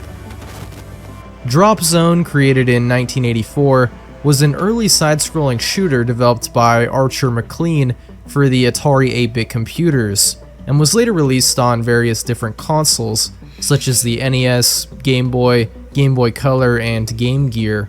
The NES port, however, was never released in the States and was only made available in Europe. However, in July of 2025, an unreleased US prototype was found and uploaded to Hidden Palace, a website and gaming community dedicated to video game media preservation, including prototype and unreleased versions. Picasso Print Retrospective Exhibition. This one is quite the bizarre case, beginning with a Japanese commercial for Donto, a name brand of adhesive body warmers created by the company Kincho. The commercial itself isn't anything too notable. I don't speak any Japanese myself, but to me it just seems like it shows some guys out in the cold freezing, before of course advertising their body warmers. But then randomly, you're greeted with this. Ah! What the? Now, this isn't actually a part of the commercial, but was a strange addition to the clip uploaded to YouTube in October of 2011, and immediately not only terrified viewers, but got them curious as to what this face was, beginning an internet search for the strange clip. Oh my God, it's freaking Speculation me out. was rampant as to what they had witnessed, but very quickly, people realized that the face of the man actually belonged to famous Spanish painter Pablo Picasso, specifically taken from this 1957 photograph. But why? Yeah. There were many theories as to what the footage was, but nothing could be confirmed. All we knew for certain was that it came from another compilation of commercials, which was posted to Nico Nico way back in 2008, that had been clipped by the person that posted it to YouTube. Finally, we would get our answer on July 7th, 2025, when a YouTube user named Kumamon uploaded the Picasso commercial, which likely played immediately after the Donto ad, with it being a promo for the Picasso Print Retrospective Exhibition, which took place at a shopping mall in Shibuya, Japan, from December 1983 to January 1984. Even still, the full ad is quite creepy. Yeah, well, I wish that existed. So he'll be sweet. 紙一重のなんとやらをご覧ください。ピカソ版画回顧展ラフォーレ原宿だよ。Animaniacs Hollywood Hypnotics. Based on the Animaniacs series, this game was a 2D platformer developed for the Game Boy Advance by Full Fat Games, and was slated for a 2003 release. The game was a combination of platformer and point-and-click puzzle title, with you having to traverse the maps and also collect items that you would use to solve puzzles, with the levels typically being themed around different film sets and featuring several characters from the series. The publisher of the would-be title would go insolvent, however, in 2003 before the game could be finished and released, alongside another Animaniacs title called Hollywood Hijinks, which later would actually be released under the name of The Great Edgar Hunt by a different publisher. But that still left Hollywood Hypnotics lost. No builds of the game could be found online. That was until June of 2025, when the title was made available on the Hidden Palace website. Peg plus Cat Pilot. Airing on PBS Kids from 2013 I know that to because 2018 the for kids 63 watch that. episodes, this children's educational little show. series shows the young audience how to solve different problems through the eyes of Yeah, I the know, main you liked character watching, Peg and her talking cat. The series was based on the children's book The Chicken Problem, published in 2012. However, even before this book was made you know it available, a pilot was created back in 2011 and posted on the PBS Kids website with the same story as The Chicken Problem. A full animated series ended up being greenlit thanks to positive reception and feedback, but at some point, the pitched pilot was removed from the website, making it lost media, as no archives were known to exist. Some storyboards, as well as a short clip from an animation reel, were the only known pieces of footage available from the pilot, until on July 24th, 2025, a Vimeo account of one of the series' producers was located, which had the full episode uploaded a year prior. Well, that's just in the cartoon. Eddie Retractor Head. Eddie Retractor Head is a relatively obscure Nickelodeon UK animated series, which aired in 2008 for a total of 10 shorts, following the life of Eddie, a piece of alien mucus that fell from space, bounced off a tractor, and merged with a pie. Congrats to this show, because I don't think I've ever heard a stranger origin of a character before in my life. Really dumb, I'm sorry. He lives his life inside of a pie house in Area 52 alongside his pal, an orange blob named Blam Blob, as they encounter many other strange characters and creatures and go on various adventures. Pretty weird synopsis, all things considered. Like I said, the series was kind of obscure and only had 10 1-minute long shorts, and for a long time, only 3 of these were available, those being Trailer, Space Day, and Exploditis. 3 more shorts were posted to series editor Tracy Cleland's Vimeo account in 2019, and in 2022, another episode titled Olympics was found and posted to YouTube.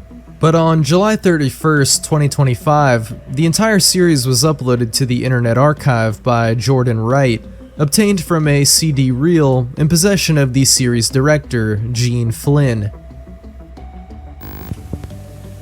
Freesia.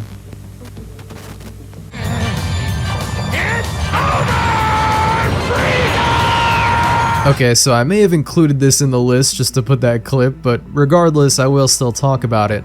So this actually has nothing to do with Dragon Ball, but it is sort of anime related, being a Vocaloid song, which, if you don't know, Vocaloid is a voice synthesizer software used by various artists to make songs using pieces of snippets from vocals to generate what are known as voice banks that can be used to create lyrics sung with the particular voice in question. And keep in mind, this software was created well before the likes of AI songs like Heart on My Sleeve. It is also interesting because it works the same way piano synthesizers do, except with vocals. The software was created by Yamaha in 2004 and has since gone on to become sort of an entire music genre in itself, developing into its own niche subculture, usually associated with anime, and especially the character of Hatsune Miku, who started as a Vocaloid voice bank developed by Krypton Future Media. The software and community behind it spawned many famous songs and artists over the many years, and even decades at this point that it's been around, and one of these so-called producers is Dr. Willy, also known as X-Dr. Willy, who created a number of songs between the years of 2008 to 2010 before abruptly deleting his entire catalog, including his final farewell track titled Frisia. This song was the most highly sought after due to it being quite nostalgic for a lot of people, and because it was his graduation song, as it was called, created before he retired as a producer. It was posted to Nico Nico Doga and PiaPro before it was taken down sometime later. It wouldn't be until over 10 years later that a 30-second snippet of the song would be discovered in August of 2023 on a Vocaloid song ranking list. But in July of 2025, he would finally make his return, even creating and posting remakes of some of his old tracks, including Frisia, although this one used a slightly different vocal bank from the one used in the original. After finding out about the huge community of people that look into lost Vocaloid songs known as Vocal Lost, he decided to re-upload some of his missing tracks, which of course included this one. The Muppets Present Pitch Video. The Muppets Present, also known from additional sources as the all-new Muppet Show, was a planned sequel series to The Muppets before its eventual film reboot in 2011. It was slated for a release on the Fox network in 2001 and a global release the following year. Reports differ on how faithful the show would be to the original Muppets TV series, but was said to include, of course, the original recognizable characters alongside some new ones. However, possibly due to the flop of The Muppets Tonight, which only aired for 2 seasons and 22 episodes from 1996 to 1998, The Muppets Present was also canned. It seems as though no actual episodes were produced for the series before it was cancelled, except for a pitch pilot presentation, which due to the show falling through, was not available. That was until August 9th, 2025, that a YouTube user known as A Bagel uploaded the entire pitch pilot from the year 2000. Handy Manny Nelvana Pilot. Handy Manny is a CGI children's animated series about the titular Manny and his talking tools as he goes around town helping people fix stuff. It was a classic show for young kids which aired on Playhouse Disney and eventually Disney Junior from 2006 to 2013 for 113 episodes over the course of 3 seasons. Not many probably know this, but there were actually 2 different pitch pilots created for the series, one of which is still lost today, that being the one created by DKP Studios in 2005, which was an 11-minute pilot that also used computer-generated animation, but was ultimately passed on in favor of Nelvana's take. A few pieces of concept art from the DKP pilot, as well as a few short clips, are all that remains of that first pilot. However, the Nelvana pilot, much more similar to the actual show that would be created, was found this year, on August 7th, 2025, by Sistik and Nobian, who acquired it from a crew member's disc. This was also an 11-minute pilot created in 2004, using the same plot as Season 1, Episode 3, Julietta's Monster. Exploring Frogs. A great game for all my frog enthusiasts out there. This is a very obscure educational CD-ROM that is so unknown, the official release date isn't actually known, although it's thought to have been released sometime in the early 2010s. This box art of the game kind of says all you need to know. Frogs, a great interactive resource that helps children to learn about these amazing amphibians. Explores fascinating frog facts, frog anatomy, frog evolution, and frog species.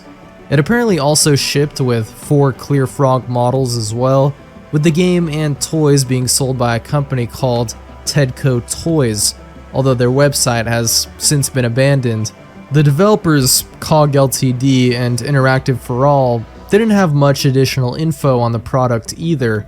In fact, the only reason a search for this thing even began was a person on the Lost Media Wiki Discord server named Wembley telling of their experience with this obscure lost game in November of 2023, saying, quote, "I played this early 2000s computer game as a kid, but I've never been able to locate any media from the actual gameplay, despite knowing the name. My disc is damaged beyond use, unfortunately, but I have this photo of the disc. It's called Exploring Frogs. They also provided the image of the title, which helped people track down the little information that could be found on the game, including some old listings on Amazon. In late July of 2025, Lost Media Wiki user TrovGCM managed to get a copy from a Walmart in Canada and was able to archive all contents of the game online, with Wembley confirming this was the game they remembered, making this random frog educational game now a piece of found media.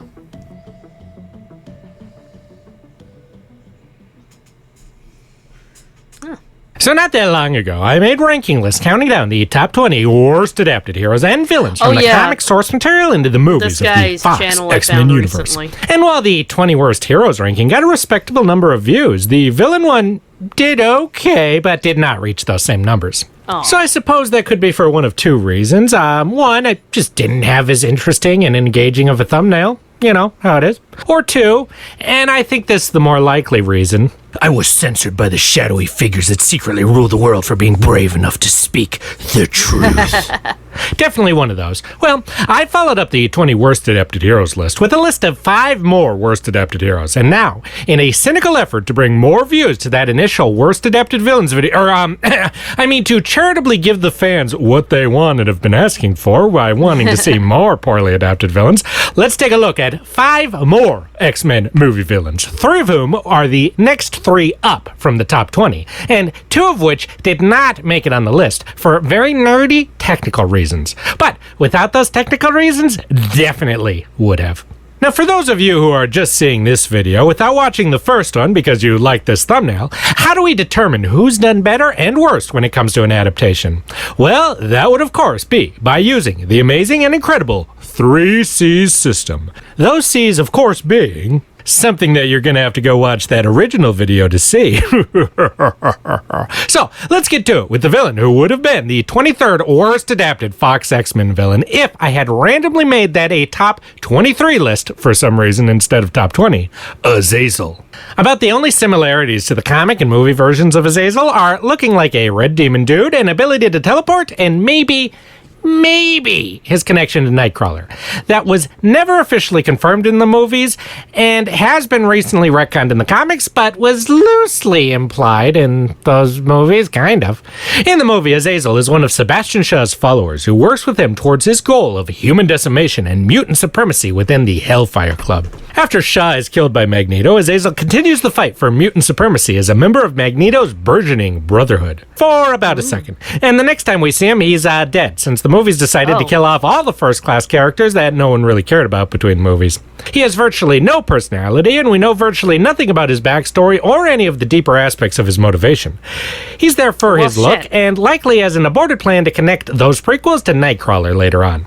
In the comics, Azazel is not a henchman. He's a full-on, pretty dangerous villain of his own. He's an ancient mutant who claims to have been around since biblical times alongside many other demonic-looking mutants called the Nephim, who he claims are the source of humanity's legends of demons, with himself as an origin for humanity's concept of Satan.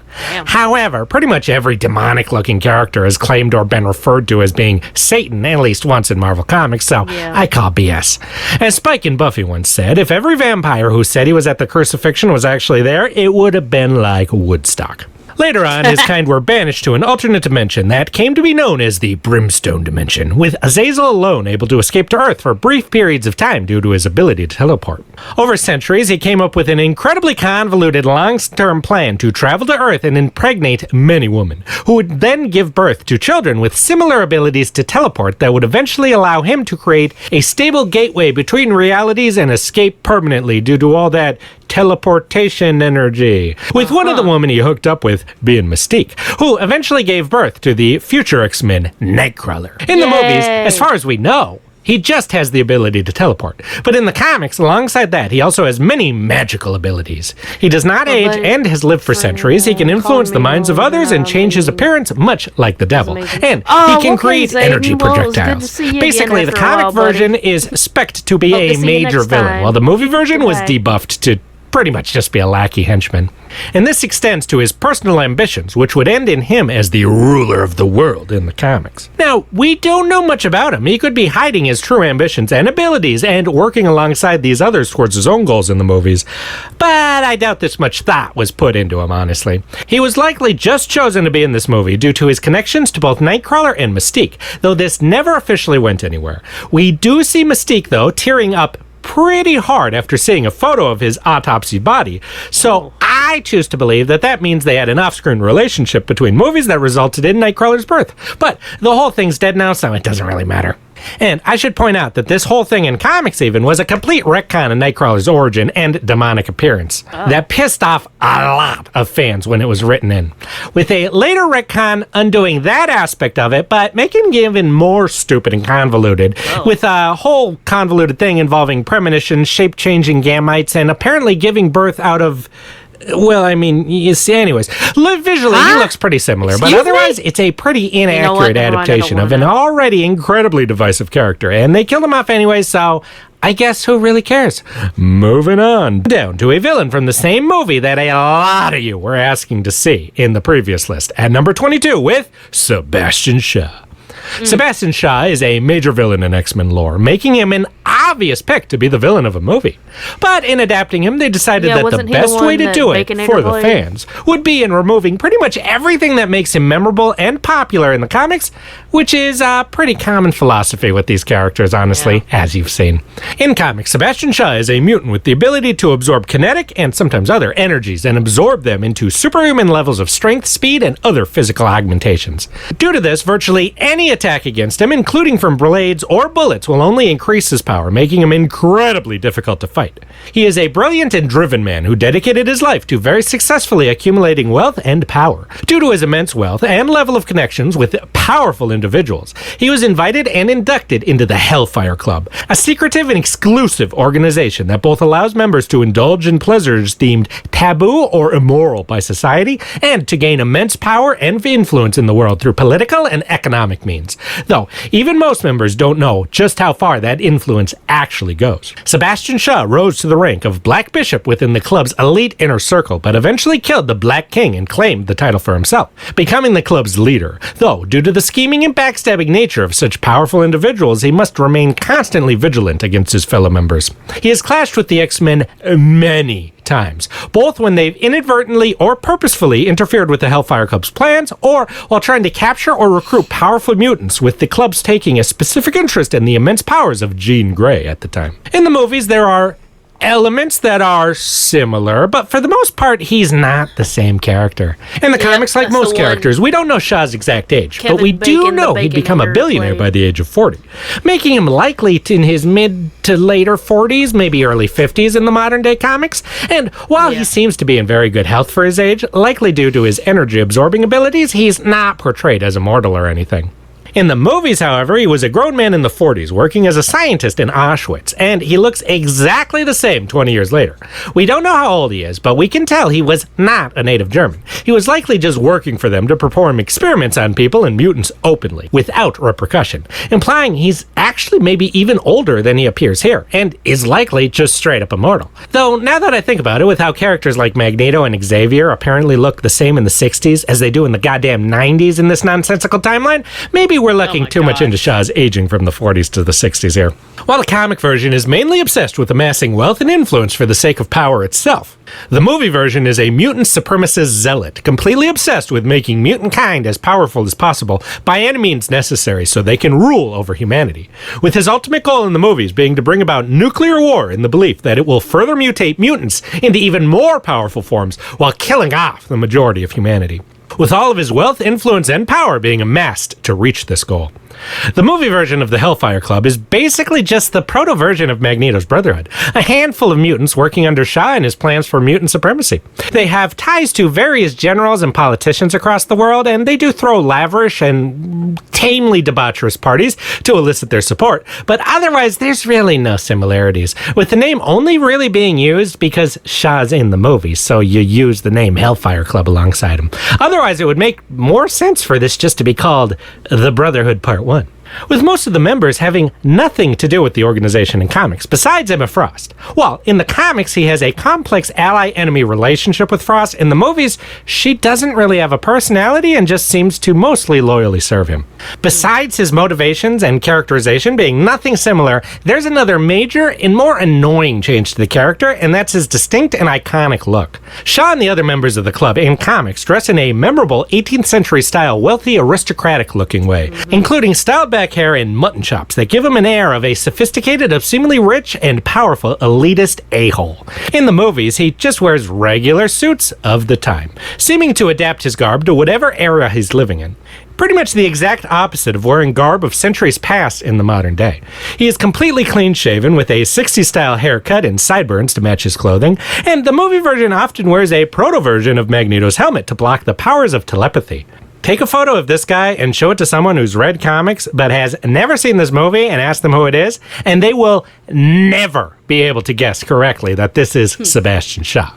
And as for the powers, though the movie version also absorbs kinetic energy to increase his strength, it also adds a bunch of other abilities to him, including the ability to absorb all forms of energy, including nuclear energy, as well as the ability to then expel that energy from himself, such as by stomping the explosion he just absorbed through the floor, or plucking out some stored up energy from himself and feeding it to Darwin, making him somewhat more similar, but not completely, to the power set of a mutant like Bishop. And as much as all these changes and complete lack of development of the character do annoy me, he is played by Kevin Bacon, so that does even things out a little bit. And now we move down to 21 with Black Tom Cassidy. Black Tom is one of those cases where he's not explicitly a horrible adaptation, but we learn so little about him in the movies that most things about him we can only assume are adapted well or poorly, since we just don't see any of it. Similarities are that both versions are Irish, both have dark black hair and beards, though the comic version is usually portrayed more cleaned up and distinguished looking, while the movie version is a grungy guy with dreads. Both versions are mutants, with the comic version initially having the ability to channel energies through wood to generate concussive blasts, which leads to him often carrying a shillelagh around to do so with. Though over time, more wood and nature-based abilities were added to him. While in the movie, his power is, we don't friggin' know. He has a mutant dampening collar on the entire movie, never says his power, and does not carry shillelagh. Honestly, I'd assume that he very likely has the exact same abilities, but assuming is all we can do. And as we see by other characters within even just this movie, you cannot assume that the character's powers are actually going to match.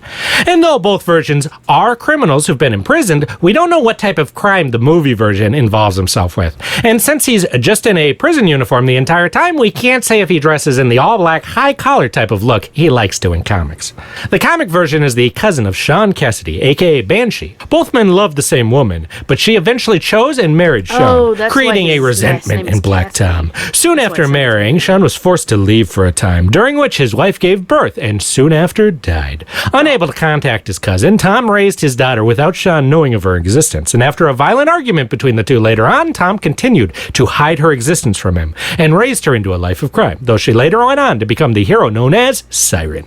In the movie universe, since Banshee was a young man in the 60s, and Siren is a younger girl at the Xavier Institute in around the 2000s, while Black Tom is in, his 30s in the 2010s, it's doubtful any of this is even remotely similar, and we have no idea whatsoever what this guy's backstory could be. And I gotta say, it's pretty weird we have all three of these very connected characters across the movies in this franchise, with none of them having any connection to each other whatsoever.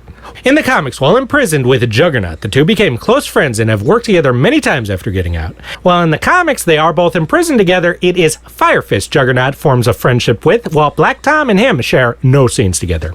I don't know exactly how to judge this, though, since in the movie, Fire Fist befriends Juggernaut after the timeline's been changed from whatever the natural sequence of events in the timeline would have been, leading to Deadpool getting out of prison and pushing Russell to reach out and befriend Juggernaut. For all we know, this was the moment Black Tom and Juggernaut were supposed to meet, and that was changed, but we can't know, and it could be just as likely things would have went relatively similar, and honestly, it just doesn't matter, and I doubt anyone but me really cares. So, we know nothing about this guy, except that he's Irish, a mutant, and a criminal, which is closer to the comics than a lot of villains, but for everything else, they never told us. So whether you think he'd be exactly like the comics or nothing like it at all, I don't know. Your guess is as good as mine. And sadly now, we will never know. Because I must report, Black Tom Cassidy was tragically killed as the victim of a hate crime, and by that time-traveling, racist bastard Cable. And now that leads us neatly down to the villain who ranked at number 20, who you will have to go check out the original video to see and continue down to the bottom of the ranking. Because now we have a couple villains who I wanted to put in as their own separate characters on the original ranking, but just couldn't bring myself to do it due to the convoluted continuity of the X-Men movie timelines, making me feel that I wasn't able to. One of the most difficult parts of doing these X-Men rankings is figuring out which versions of characters from different movies based in different eras across a changing timeline are explicitly meant to be the same character and which ones are meant to be completely new versions with no relation to the original. With some, like Emma Frost, it's very easy to see that these two are completely different characters who, due to the writer's complete incompetence, just happen to coincidentally have the same name and power and look the same. While some characters like Stryker, who look and act very, very different between movies, is still clearly the same character despite those differences.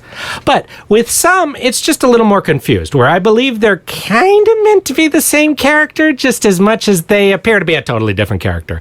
Leading us to the next villain, who would be at 16.5 on the ranking with the Juggernaut. In the comics, the Juggernaut is Kane Markle, Charles Xavier's stepbrother. His father was cruel and abusive towards him while favoring Xavier, and so Markle became cruel and abusive to his stepbrother in response. While serving in the army years later, Kane stumbled upon an ancient lost temple and found the Crimson Gem of Sideric, read out the nearby inscription, and was turned into a human Juggernaut, which granted him insane levels of strength, nigh invulnerability, and an ability to heal almost instantaneously from any injury he does take. He becomes virtually unstoppable when he gains momentum. He does not need to eat or sleep and has virtually infinite stamina. He becomes one of the most powerful forces on the entire planet and beyond, and soon after directs all of that power towards his stepbrother and his newly formed X-Men.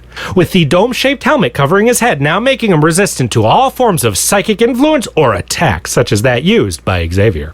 Though he's insanely powerful, he doesn't direct it towards world domination or other megalomaniacal goals. He usually seems content to just work under other villains, taking jobs that can benefit from his unique skill or bring him into conflict with his brother or other powerful heroes, or, just stealing money or doing whatever the hell he wants. And though he can be callous and destructive, he's not outright evil, and has even worked with the X-Men on numerous occasions, sometimes even for pretty long periods of time.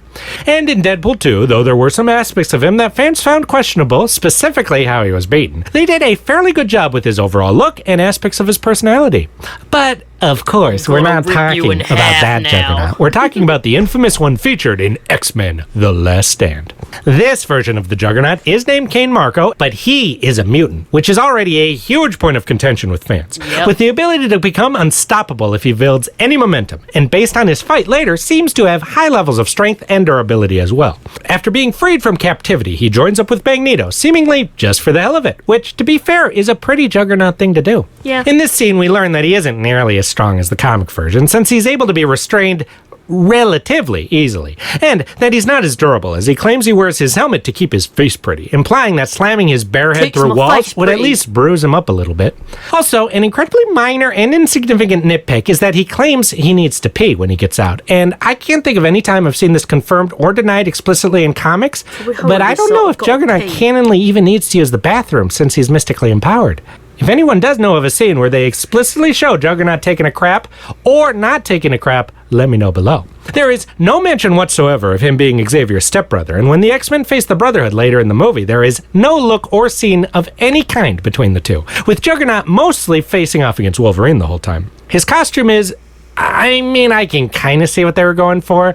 Kind of the shirtless look from the Ultimate Universe, but without the gigantic dome head, he kind of loses the entire point and coolness of his outfit. And even Kitty Pryde makes fun of him for it later on.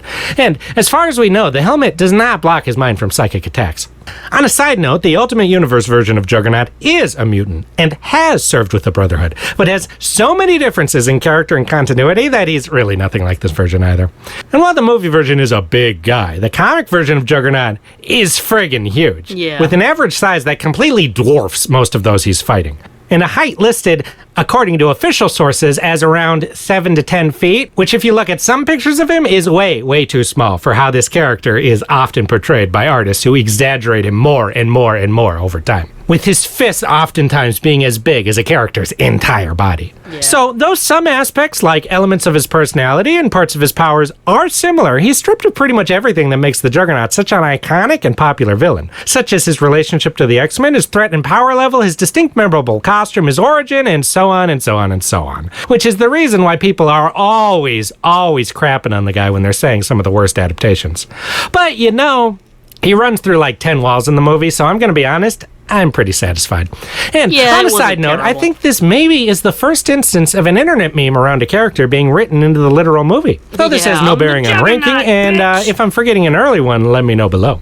The reason he didn't rank as his own character is that this version is basically completely replaced with a version from Deadpool 2. And though he's completely different and has a lot more aspects from the comics, and Deadpool plays pretty loose with continuity, there's really no canon reason to believe that this is a different character and not the same one just later, just as Colossus and others are portrayed as being the same character despite their obvious differences. And don't you give me any of that it's a separate timeline nonsense, because it isn't. They changed the past in Days of Futures Past, which changed the future. It's one timeline that's been changed, not an entirely different timeline. We know this because we see from Wolverine's perspective how both the past changes and the future that comes from that past changes. Don't let the MCU's timeline nonsense confuse you here. They didn't travel from one future into a separate timeline in the past, change things in that past, but not change them in the future, and then travel into a third timeline in the future where things are similar to how the one in the past was, but also is somehow a different timeline from that one, making like 40 different timelines. That doesn't make any goddamn sense at all. So, as much as it physically does pain me, I force myself to think of these two as the same character, just from either different points in time or change due to timeline alterations. And lastly, another character in the same situation of having two versions who are nothing alike, but are supposedly the same character from different time periods, despite this making no sense at all. At 14.5, we have Toad.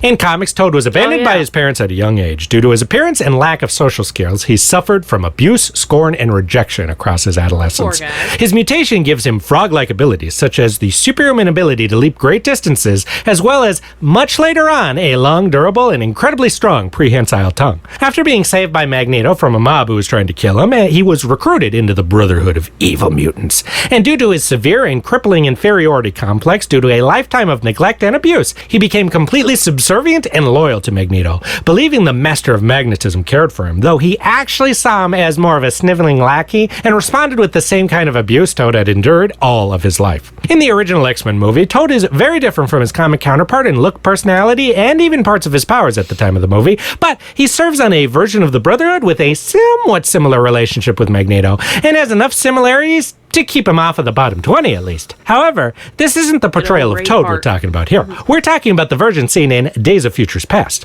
He is so different from the original movie that I initially just assumed he was supposed to be a different character. But according to the actor, he was told by the people making the movie that he was playing an earlier version of the same character. And we see Toad's last name Toynbee on his uniform, so who the heck am I to argue? And despite having a few things that make him match the comic version a little bit better, there are major differences that make him even less like the source material. Like the original, we really don't know anything about Toad's backstory, but this Toad is introduced in the 70s as an American mutant soldier during the Vietnam War. Well, in the comics, and even that original movie, Toad is British. He's only got like one line in this movie, but in it we can hear he just has a standard American accent. They attempt to make him visually a bit more like the comics than the original version was by giving him a more malformed appearance, but one that they pretty much just made up for this movie and doesn't really draw that much from any of his iconic specific comic appearances. He wears goggles, as Toad has been portrayed wearing in the modern era, with the movie versions also assumedly being to protect his enhanced vision from bright daylight, and we see in the one time he uses his mutant ability that he can extend his tongue and control it to knock people over. However, we do not see whether he has his leaping abilities as well. His backstory is probably not as abusive and messed up as it was, since he's pretty acclimated into the society with everyone else. It's just his appearance seems to make him ostracized. So, despite being a bit uglier and having tongue abilities and having the last name Toynbee, nothing so far is really that similar. But that's not really that big a deal. There are many characters even less like that above him, and plenty of them who are really awesome. But there's one aspect that drops him down so low on this list, and it's something I don't think the movie's actually intended at all. At the end of the movie, when Magneto makes a speech to the world, we see Toad working in a dirty kitchen, watching the speech and nodding his head in agreement with his message. And then we never see the character again. I assume they had plans to have Magneto put together a new version of the Brotherhood with plans for a more, quote, comic-accurate Toad to be a part of that, as well as maybe Ink and that not Quill guy they'd also introduced alongside him. But then they decided randomly instead to have Magneto go off and live a peaceful life for 10 years between movies instead. And so we now have a version of Toad in continuity whose entire role in the story is tonguing a dude in Vietnam and then nodding in a kitchen. Neither version of Toad wear anything really similar to their comic outfits or really look or act all that much like Toad did at the time that each of their movies were made, but this version would be much lower if I ranked them as separate characters due to being American, operating in the 70s, and having no relation whatsoever to the Brotherhood, Magneto, X-Men, or anyone besides Mystique for just like 2 seconds. Toad is a character who is virtually synonymous with the Brotherhood of Mutants, so having a version of him who has nothing to do with them, this was such a weird choice to me, since most people remember Toad pretty well from those original movies, and they're trying to say that in like 30 years he somehow gets handsomer and turns British. And while many people like to explain away these kinds of differences in this franchise by saying it was caused by the timeline changed, so somehow that massively changed what people look like, that does not actually work here. This Toad was introduced before anything was changed in the original timeline. Therefore, when the original movie Toad was introduced in the late 90s, early 2000s, this Toad was already sitting around in Nam 30-some years earlier in his history. Personally, my fan theory is that this guy is the original dude's dad or something, and I was this close to counting Days of Futures Past Toad in the original ranking as a separate character, and going on a whole similar diatribe about how, it can't be him because of this, then this, and this. But as much as I do believe that what I think here makes more sense than what they've said on the matter, that would just be me imposing my own personal fan fiction on the sanctity of these 3C's rankings. So I resisted. And since they never bothered to use the character again, and now the whole universe has died and been devoured by Disney, it doesn't really matter, because I'd be shocked if they ever went back and answered any of this for me. And there we go, end of list. Were those 3 above the top 20 any better than those below? Should I have counted Juggernaut and Toad as separate characters despite what continuity seems to claim on the subject? Are there other characters from the original and prequel movies that are so different they're basically different characters in your mind? And if you never saw the original video, do you think that those last 2 are too different to possibly have 14 other characters below them? If so, boy howdy are you in for a shock at how nothing like the comics X-Men villains are in these movies. I'll finally be doing those top best heroes and villains soon. Do all them clicky things and buttons on the bottom so you can get notified for that video and support the channel and all that crap. God, and until next time, as the Juggernaut always says, I'm the Juggernaut! Important message for all of you listening. This section has been claimed and censored by 20th Century Fox, a division of Disney Incorporated. Your IP address has been reported and armed agents are headed to your home or place of business to confiscate your copy of X-Men The Last Stand, which is now the sole property of the Disney Corporation, on the chance you use it to show a scene from the movie for the purpose of review. Fair use is reserved only for the elites of our choosing, and you will be sued into oblivion for daring to speak about our intellectual properties in anything but a glowingly positive way. All characters featured in this video were exactly like the comic book source material, and any changes were actually received as better than the comics by you and your peer group, who will soon all be owned by the Disney Corporation as well. You are very excited for characters from the X-Men film franchise to quickly cameo in Avengers Doomsday.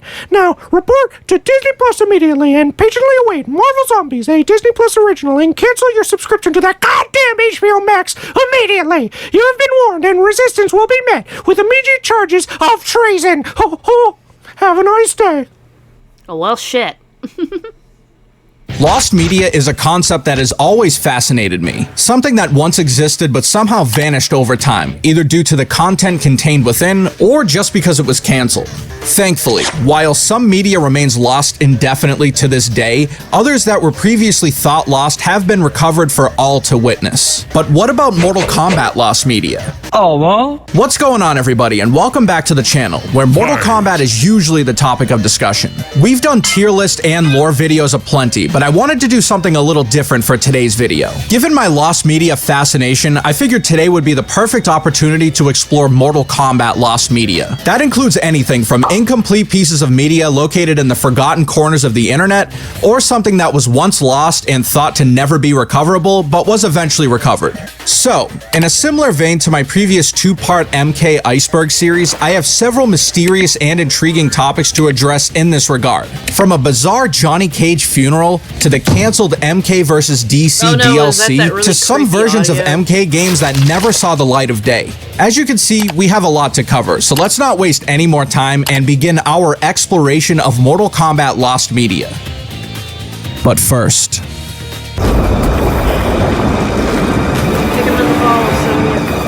Spread 'em! No! Here!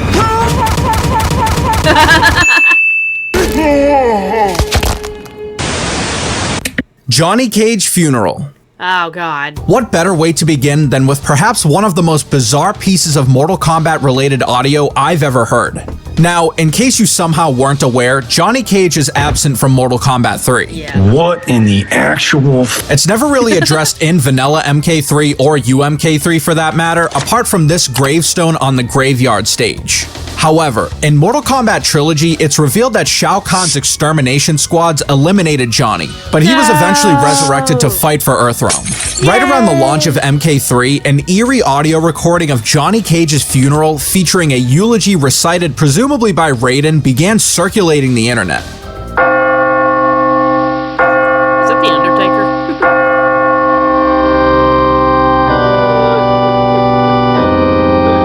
Dearly beloved, we are gathered here today to mourn the death of Johnny Cage, killed at the hands of Kentaro during the second Mortal Kombat. Kentaro, I thought it was Motaro. Yet he fought.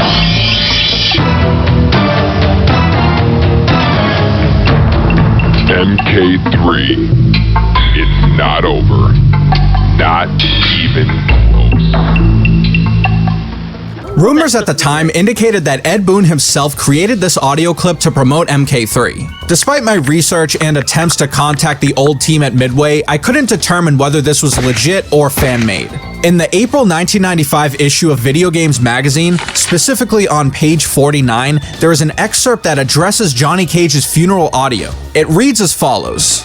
It seems that someone has posted a sound file that can be retrieved and played on most personal computers equipped with soundboards. In it, you could hear scary organ music playing over the sounds of sobbing while a deep voice delivers a eulogy over the body of the late Johnny Cage.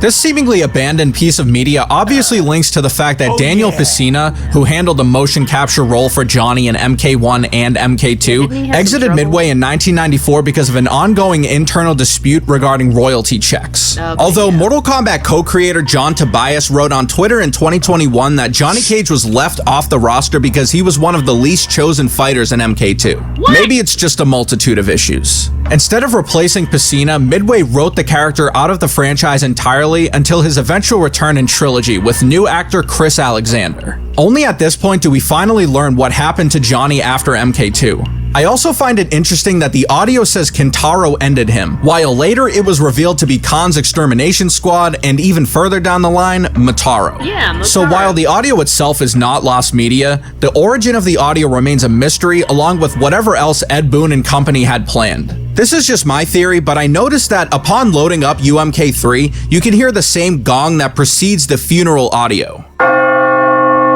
Yeah.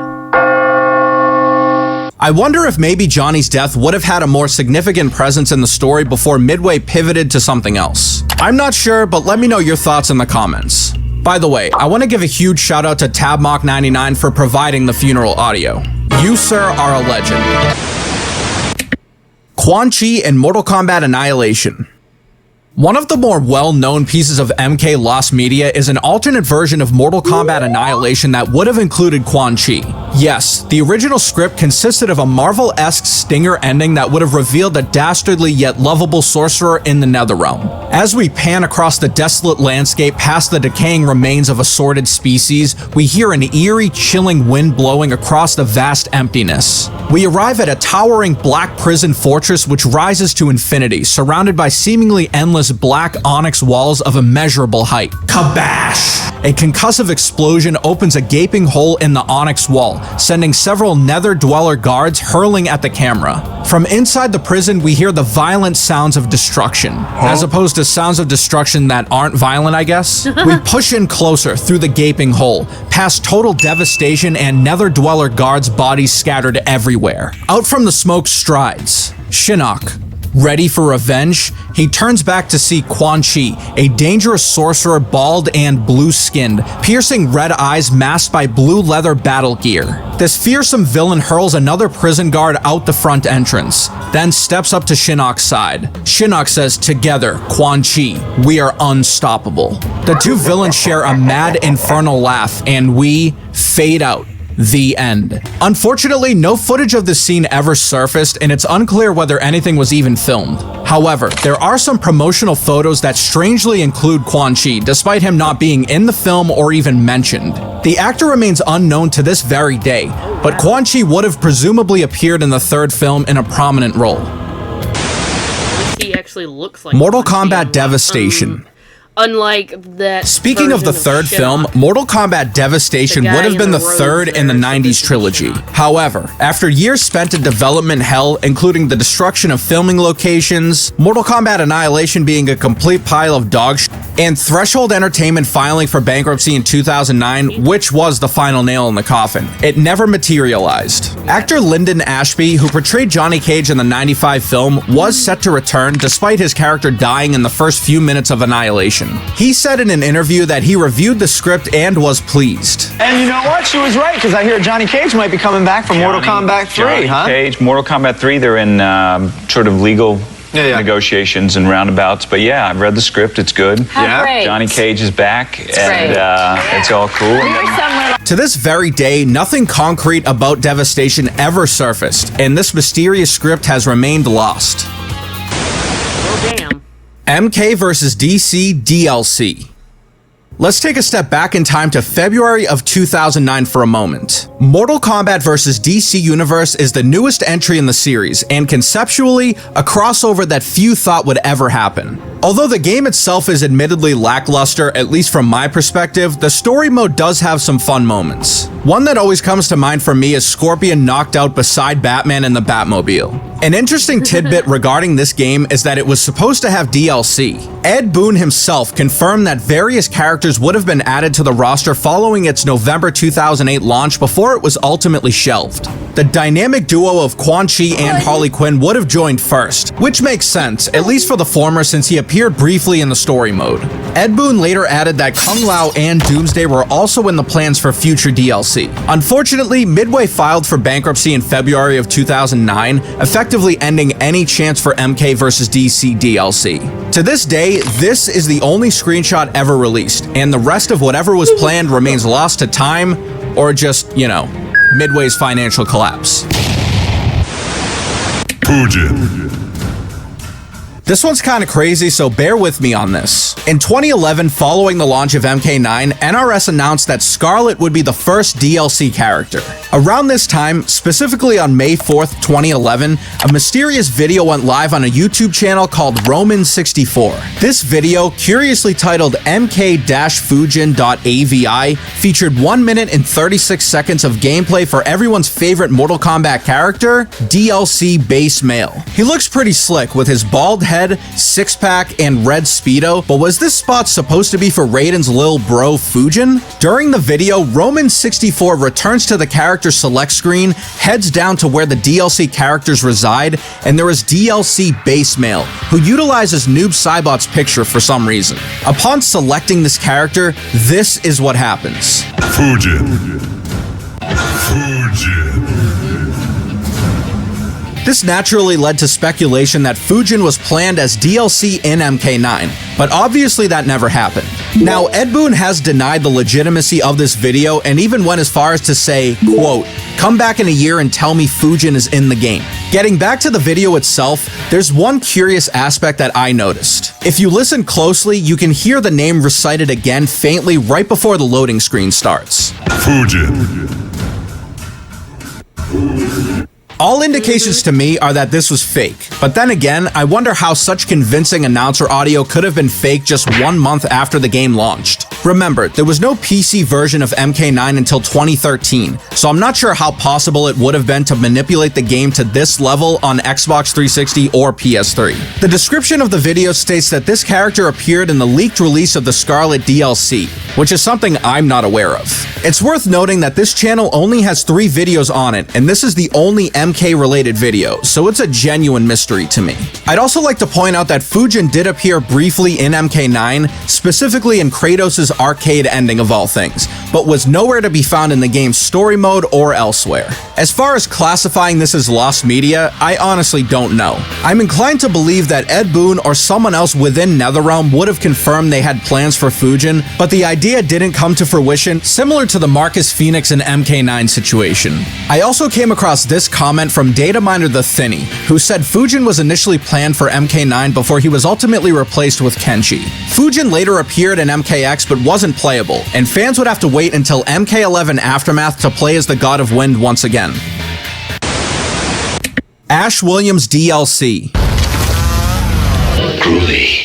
Some would probably argue that the ultimate example and maybe even the holy grail of lost media is Ash Williams from the Evil Dead series and Mortal Kombat 11. This is another topic I covered in the first part of my Iceberg series, but it's also lost media from every conceivable angle. It was going to happen before it just didn't. The proof is right there for everyone to see. Literally. Considering this was part of the advertising for Combat Pack 1, it was a foregone conclusion that Ash would be included in the game. Also, listen to this. I mean, come on. Furthermore, data miners uncovered in-game dialogue and other indications of Ash joining MK11. Ultimately, Combat Pack 1 arrived with the Joker instead. What the? Undoubtedly a last-minute pivot. But what happened? The thing is, no one really knows. When questioned about the situation, Ed Boon has said it's a topic he simply cannot discuss despite very much desiring to. The situation gets even more bizarre when, in an interview with AV Club, actor Bruce Campbell, who portrays Ash Williams in the Evil Dead series, sort of addressed the Mortal Kombat situation, saying the following: "No, I don't want Ash to appear in other people's games. Other creatures like Freddy and Jason should be in the Evil Dead game. You should be able to play as Freddy. You should be able to play as Jason and have Ash fight those guys." Interestingly enough, as you all know, Freddy was in MK9, Jason was in MKX, so the logic isn't quite there. As stated in this Event Hub's article, Ash Williams is in Fortnite of all games, but MK is seemingly off limits. He's also been in Call of Duty and Dead by Daylight, so something's not adding up. I'd also like to point to this tweet by Bruce Campbell himself, where he quoted a tweet from the official MK account regarding MK11 Combat Pack 1, saying that it's a game he'll have to check out.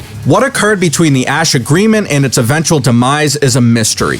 Again, I'm comfortable calling this potentially the holy grail of Mortal Kombat lost media, as it likely remains locked in a vault at Warner Brothers with a note to never view, duplicate, or destroy. MKX for Xbox 360 and PS3. This is a topic I covered in my MK Iceberg video, so I won't dig too much into it here, but the Xbox 360 and PlayStation 3 iterations of MKX are lost media. High Voltage Software, who developed the PC version of MKX, also worked on the Xbox 360 and PS3 versions. Despite retailers listing the game for pre-order, it was delayed twice and then formally canceled in August of 2015, and all footage was lost. The only lingering evidence of its existence are some listings on various retailers and a screenshot comparison between the Xbox One/PS4 and the Xbox 360/PS3 versions of Sub-Zero. It's been reported that the previous gen versions encountered many issues during production. The PC version of MKX was notoriously littered with issues, and production on the previous gen version was scrapped as a result. A Polish studio named QLOC later took over the PC version, which should help explain what happened with MKX on PS3 and Xbox 360. Mortal Kombat Nitro Edition. Mortal Kombat Nitro would have been an updated version of the very first game on SNES before it was cancelled and subsequently lost.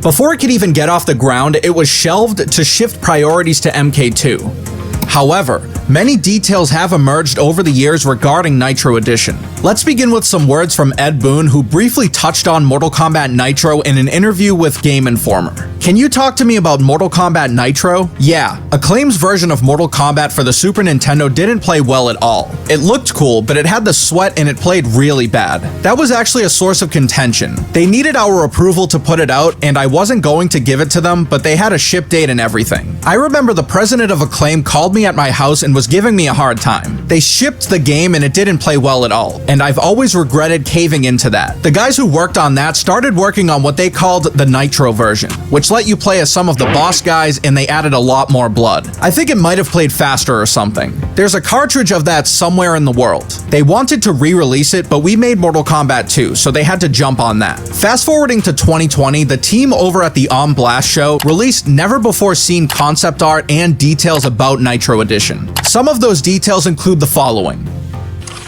an updated version of Johnny's chest kick finisher, an updated version of Kano's heart rip finisher, instant replay, different speed options, 2 different paths in the battle plan, character redesigns, new fatalities, and much more. Unfortunately, this version had remained lost to time. And I say had because Tabmock99, who I mentioned earlier, posted this video called Mortal Kombat 1 Nitro Edition Unreleased Prototype for Super Nintendo. In this video, Tabmock sits down with James MK Fink, who was credited as an analyst on the SNES version of the first game. James eventually presents this prototype cartridge of MK Nitro, the only one in existence, as referenced earlier by Ed Boon in that interview. The two proceed to cover the many differences while playing this more polished version. I strongly recommend checking it out, and we could safely label this as found media, at least partially. I hope we collectively will someday get a chance to play this version, but that would require James to release it online, which he said could happen if and when he hits the lottery. If I hit Lionel, I'll dunk it. For what it's worth, the cartridge is well preserved, but considering it's the only copy, it's always possible it could become lost again. Regardless, this is a rare outcome in the world of lost media. MK3 on Macintosh. Mortal Kombat Nitro isn't the only version to crumble prematurely. Although information on this one is limited, Mortal Kombat 3 was reportedly set to launch on Macintosh. A joint effort by GT Interactive, who worked on MK3's PC version alongside Digital Eclipse, were in production on the Macintosh iteration before it was cancelled. Apart from this screenshot courtesy of the MK Secrets website, which is an incredible site by the way, nothing concrete ever surfaced regarding MK3 on Macintosh. As a result, it remains lost. UMK3 on 3DO. From MK3 on Macintosh, we move to a somewhat forgotten and outlandishly expensive console called the Panasonic 3DO. At the hefty price tag of $699.99 at launch, which is this adjusted for inflation, this was not a console many had back in the 90s. That may help explain why the 3DO version of UMK3 never landed, despite the project clearly existing. An ad for the 3DO version of UMK3 appeared in the July 1996 issue of GamePro. It doesn't indicate much, but it does say that developer New Level was working on it and it was approximately 10% complete, with an anticipated launch date of September 1996. Unfortunately, that would never come to pass. Fast forward to January 2011, a user known only as Bitrate posted the source code and artwork on the Assembler Games forum. In all honesty, I have no clue what any of this means, so if there are some coders out there, hit the comments section and enlighten us. I also came across an image of this CD, which contains the game's art elements. Sadly, I couldn't find whether any noteworthy images were extracted from the art elements disc. If I had to guess, I would imagine the 3DO version would have played much smoother than other console versions of UMK3. But at the same time, it may have also suffered from similar loading issues that affected MK Trilogy on PS1.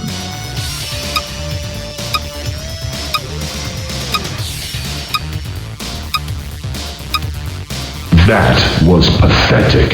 Since the 3DO console later collapsed in 1996, so too did any chance of UMK3 releasing for the platform. Here are a few tweets of Ed Boon referencing the 3DO version.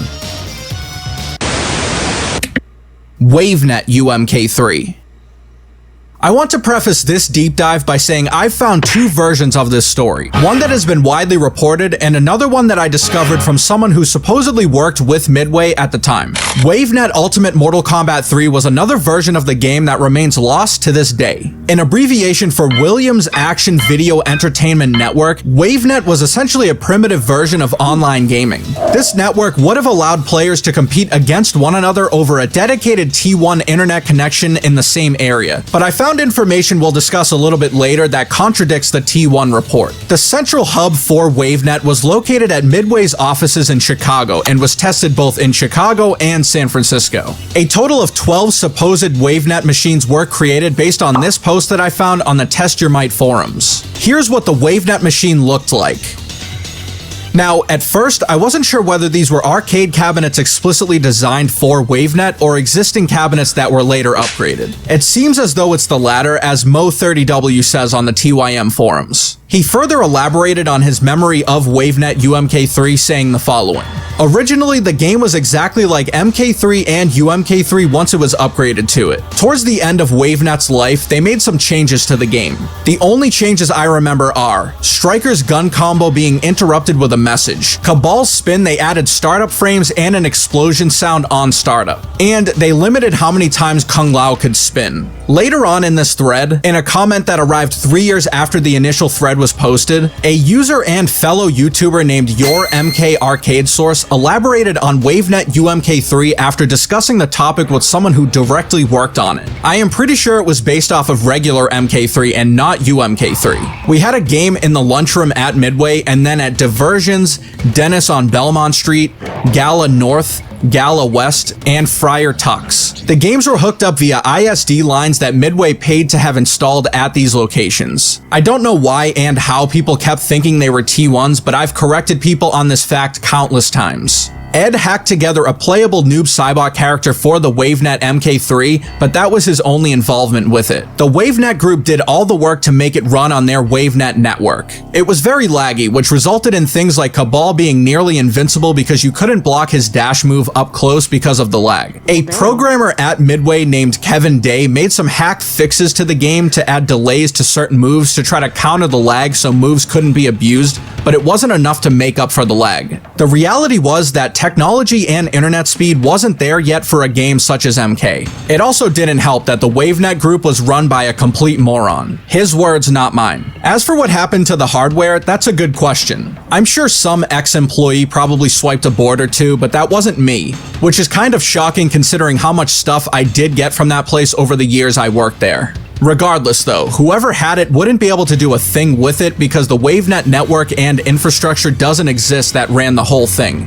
It is likely that most of the stuff was destroyed and no one saved any of it. That place threw away just about everything and saved just about nothing for years, way before they went out of business.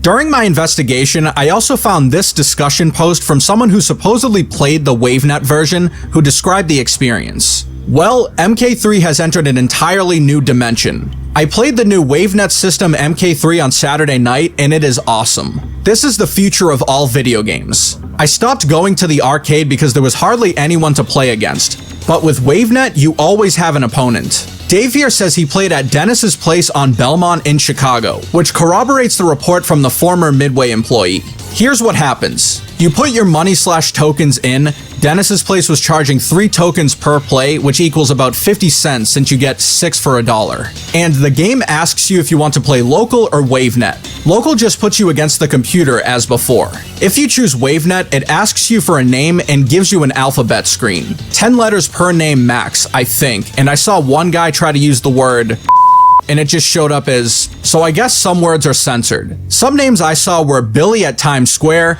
Kim at Diversions, MK Jedi at Bala Games, and the ever-present Pac-Man at WaveNet Labo, who plays a mean striker. When WaveNet puts you against an opponent, the screen clears and it says, you are playing name at arcade. He goes on to detail his first impressions, both good and bad, while confirming it was MK3 instead of UMK3, which is an interesting note to consider. Most of what I've seen 2014 says that WaveNet paired their network with UMK3. This would have been the only arcade version of MK3 or Ultimate 3 to include Noob Saibot as an unlockable character. Ultimately, I think the various conflicting reports are actually kind of insane. I couldn't find any comments from the core Midway team from back in the day either, so this is really all we have to go on. Sadly, as the former Midway employee said, the WaveNet version may never be recovered or dumped. Even if it did become available, it wouldn't matter because the WaveNet environment no longer exists. Unreleased MK3 level. Mortal Kombat 3 is known for many things, namely the absence of legitimately the series' most popular character. Although the vanilla version of this game caught a lot of heat for the roster, it spawned many iconic characters alongside some of the best stages and music ever.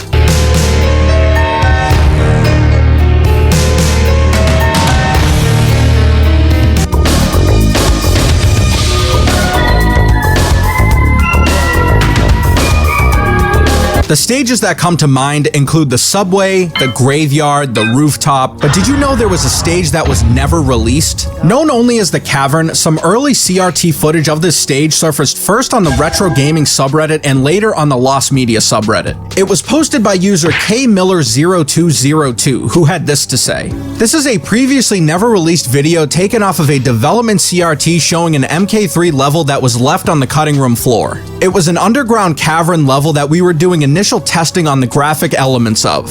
While I wasn't employed by Bally/Midway/Williams, Ed asked me as a friend to do some graphics for a level. Some surviving graphic work I contributed was the Galaxian-style minigame in MK3. The quality of the video is meh and there is no audio, but hey, it was the 90s. Ed gave me some direction on the size of the sprites and elements, and from there I had no way of previewing how everything flowed during the design. I had to make a trip to his house. This was the first time I was able to view everything in action on a development system. Some points of interest. The title screens were incomplete, so a static image with some Pac-Man and Joust sprites bouncing around. Also, check out the names of some of the fighters when the round ends. Bison wins! Before getting to the level itself, it's worth noting that the Galaxian-style minigame referenced in K. Miller's post exists in the Relum Okinep realm, which I covered briefly in my Iceberg series. Now for the Cavern. Unfortunately, despite working on this level for Ed Boon himself, Miller's level did not make the final cut. However, a pair of YouTube channels were able to recreate the stage in the MK3 engine using Miller's assets to bring it to life. This is one of the most satisfying endings to a story on this list, and while I suppose we can technically call it lost, this is as close to found as humanly possible.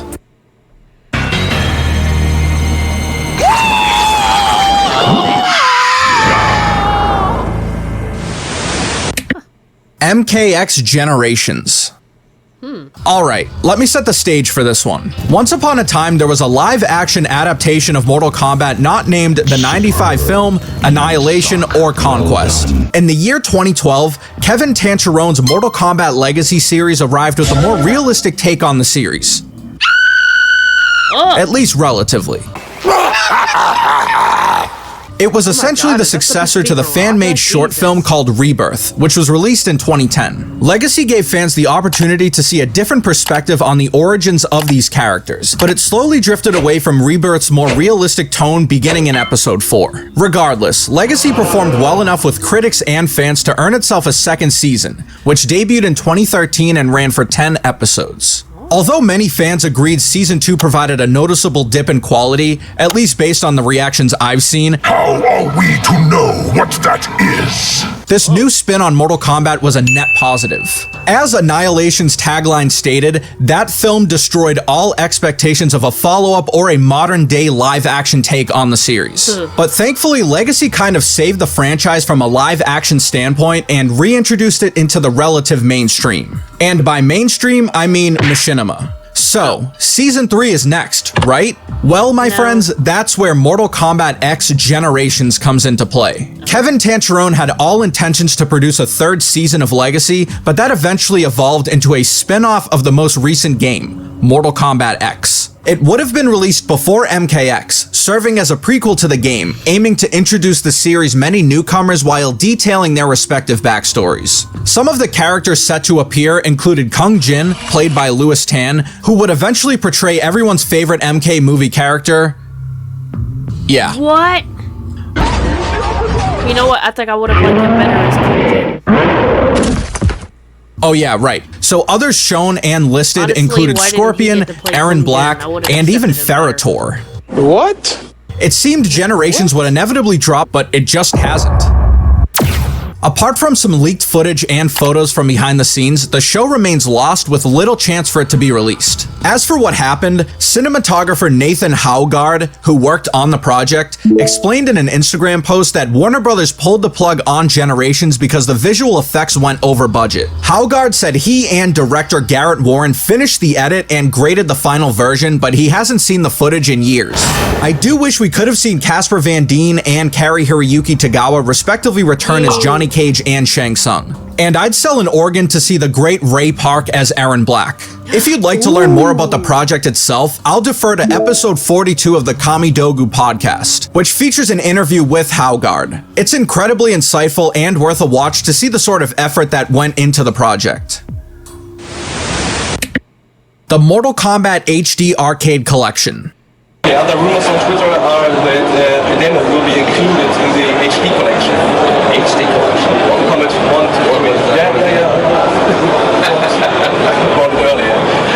Fun fact about the Mortal Kombat HD Arcade Collection is that this project was the subject of my first ever long-form MK video. It's a topic I feel strongly about because it could have reinvented classic Mortal Kombat in an unimaginable way. I covered the topic in depth in that video, so I suggest you check that out at some point, but we can touch on it briefly here. Let's step back to the year 2011. MK9 was the newest game on the market. Also in development was a straightforward HD remake of the original MK, MK2, and UMK3. Other Ocean Interactive, who helmed the eventual non-HD collection, had an entire plan together to breathe new life into the classics. Unfortunately, like with most lost media, it just didn't happen.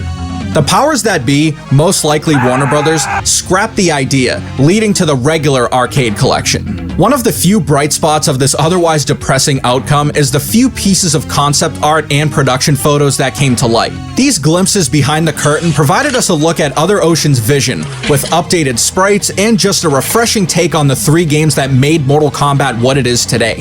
So, what happened and did anything come of the project? As I've said a few times in this video, the reality is that only a select few know what unfolded. Mortal Kombat co-creator Ed Boon echoed a similar sentiment in his Ash Williams response, saying that the death of the HD collection is something he'd write an article about. Sadly, that was 10 years ago, and we probably won't get anything anytime soon. The fact is, the remnants of the HD collection offer a look into an alternate universe, where this game launched, enjoyed a warm reception, and other beloved MK games received the same treatment. Unless you're one of the select few dimension jumpers, we live in this reality, where the old arcade collection dropped, which, while perfectly fine, is just more of the same.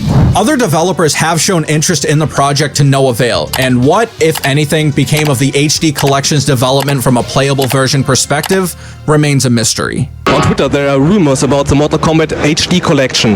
Really? Yeah, a lot. Oh, come on, you read them.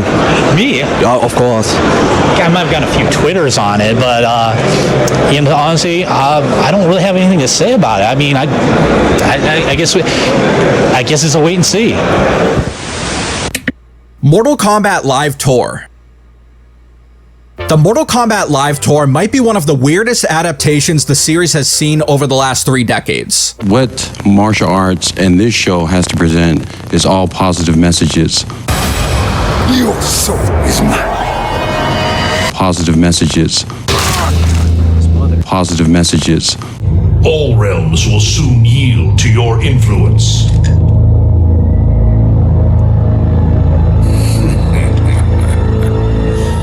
It has begun. Positive messages.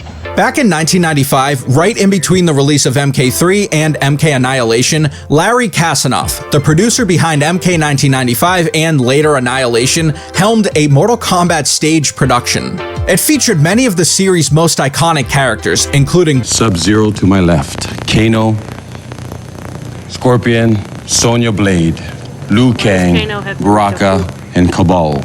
Among others. Wait a minute. Isn't that... Gotcha! Yeah, it is. Hey! The more you know. The synopsis is simple. It was a theatrical Mortal Kombat stage show that featured martial arts, sounds from the game, and laser light effects. 3 Earth warriors travel to Outworld to rescue their comrade and find an amulet that can defeat Shao Kahn and save Earth. That plot outline alone is cause for concern, but beyond that, this is just weird. I suppose the costume design is okay, and there was some crossover with actors and actresses like Carrie Hoskins, who portrayed Sonya in MK3, and Tyrone Wiggins, who would later portray Rain in MK Annihilation. But yeah, this interview kind of tells you everything you need to know. What sort of positive messages? Well, it helps children be able to be concerned about violence and the difference between martial arts and violence. It helps them to be positive. It helps them to be able to overcome any obstacles which is in their life and to be able to obtain goals. It helps them to commit to good things in their lives.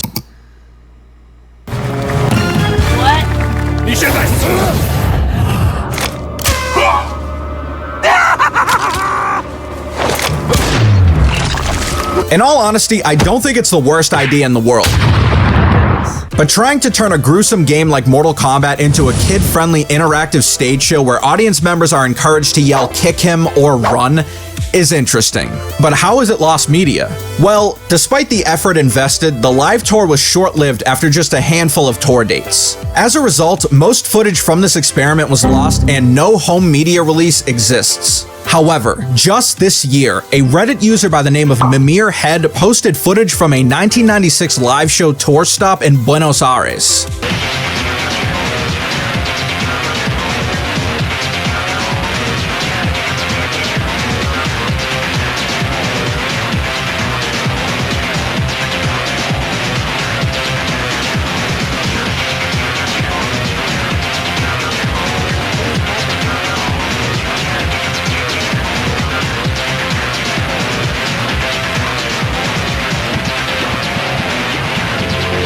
I can't imagine why this didn't work out. Anyway, this is safe to mark as partially found, but it would have been nice to revisit and watch actual footage from this strange time in Mortal Kombat history.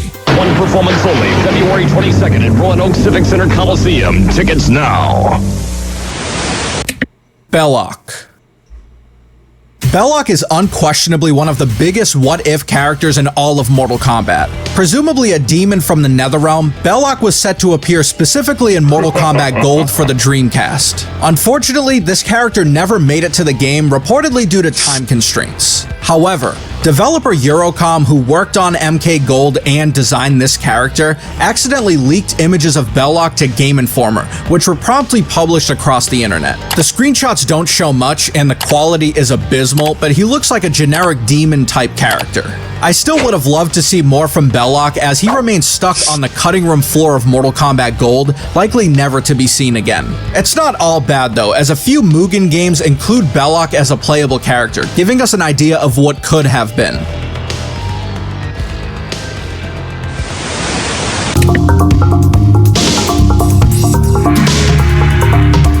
Well, that covers all of the Mortal Kombat lost media topics I can handle for one video. There were some others like MK Ultra Girls, which I'm pretty sure was fake, a supposed MK9 Fatality development video, which I couldn't find anything about, and MK Fire and Ice, which I don't think we can even consider lost media because the project didn't even make it past the preliminary stage. There are probably some topics I missed. If that's the case, let me know, and if you all enjoy this video enough, maybe I'll do a part 2. If I had to pick my favorite and most desired piece of lost media, it has to be either the HD Arcade Collection or Ash Williams in MK11. I'd love to explore the alternate timeline where these two projects came to fruition, but unfortunately Gearus won't pick up his damn phone. I'll try to call him again. That's all I can do.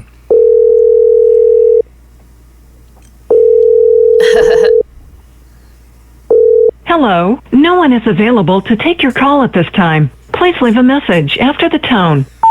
Geras, I know you're busy, but this is the 4th missed call. I need to get to this other timeline as soon as possible. They have the HD Arcade Collection, they have Ash and MK11. It's where I need to be right now. I'm trying to finish this video. Give me a call back. You lack both the skill and intelligence. In all seriousness, though, both had such unrealized potential and are likely lost with no hope for rescue. I'm really interested in that. Anyway, let me know your thoughts about these topics in the comments section, and if you enjoy the content, uppercut that subscribe button for more videos. If you made it this far, comment Sub-Zero to my left in the comments section. You know, for science. Also, I do have channel memberships turned on if you'd like to support my degenerate Mortal Kombat obsession. Fujin. As always, until next time, thanks for watching, and I'll be back with another video soon.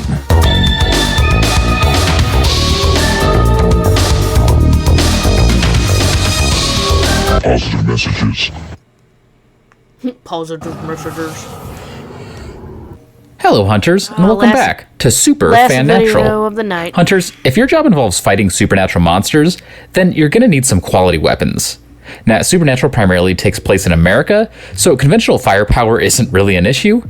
Unfortunately, regular bullets and blades aren't always effective against monsters and demons and extra-dimensional bug people. So, if you want to shore up your odds of surviving the hunter life, then you probably want to get yourself a weapon with a bit of supernatural bite. You know, something imbued with a little extra something that lets a seemingly ordinary death machine put the hurt on monsters and spirits. Magical weapons are something the show had since their first season, and over 15 years, we saw quite a few enchanted arms pop up. In this video, I'll do my best to explain all of the magical weapons that the Winchesters encountered in the show. As per usual, we've got to set some ground rules for what makes it onto the list. After all, there's a lot of stuff in this show that can be used as a weapon. For the purpose of this video, I want to focus on items that were, from the very beginning, created to be weapons with mystical properties.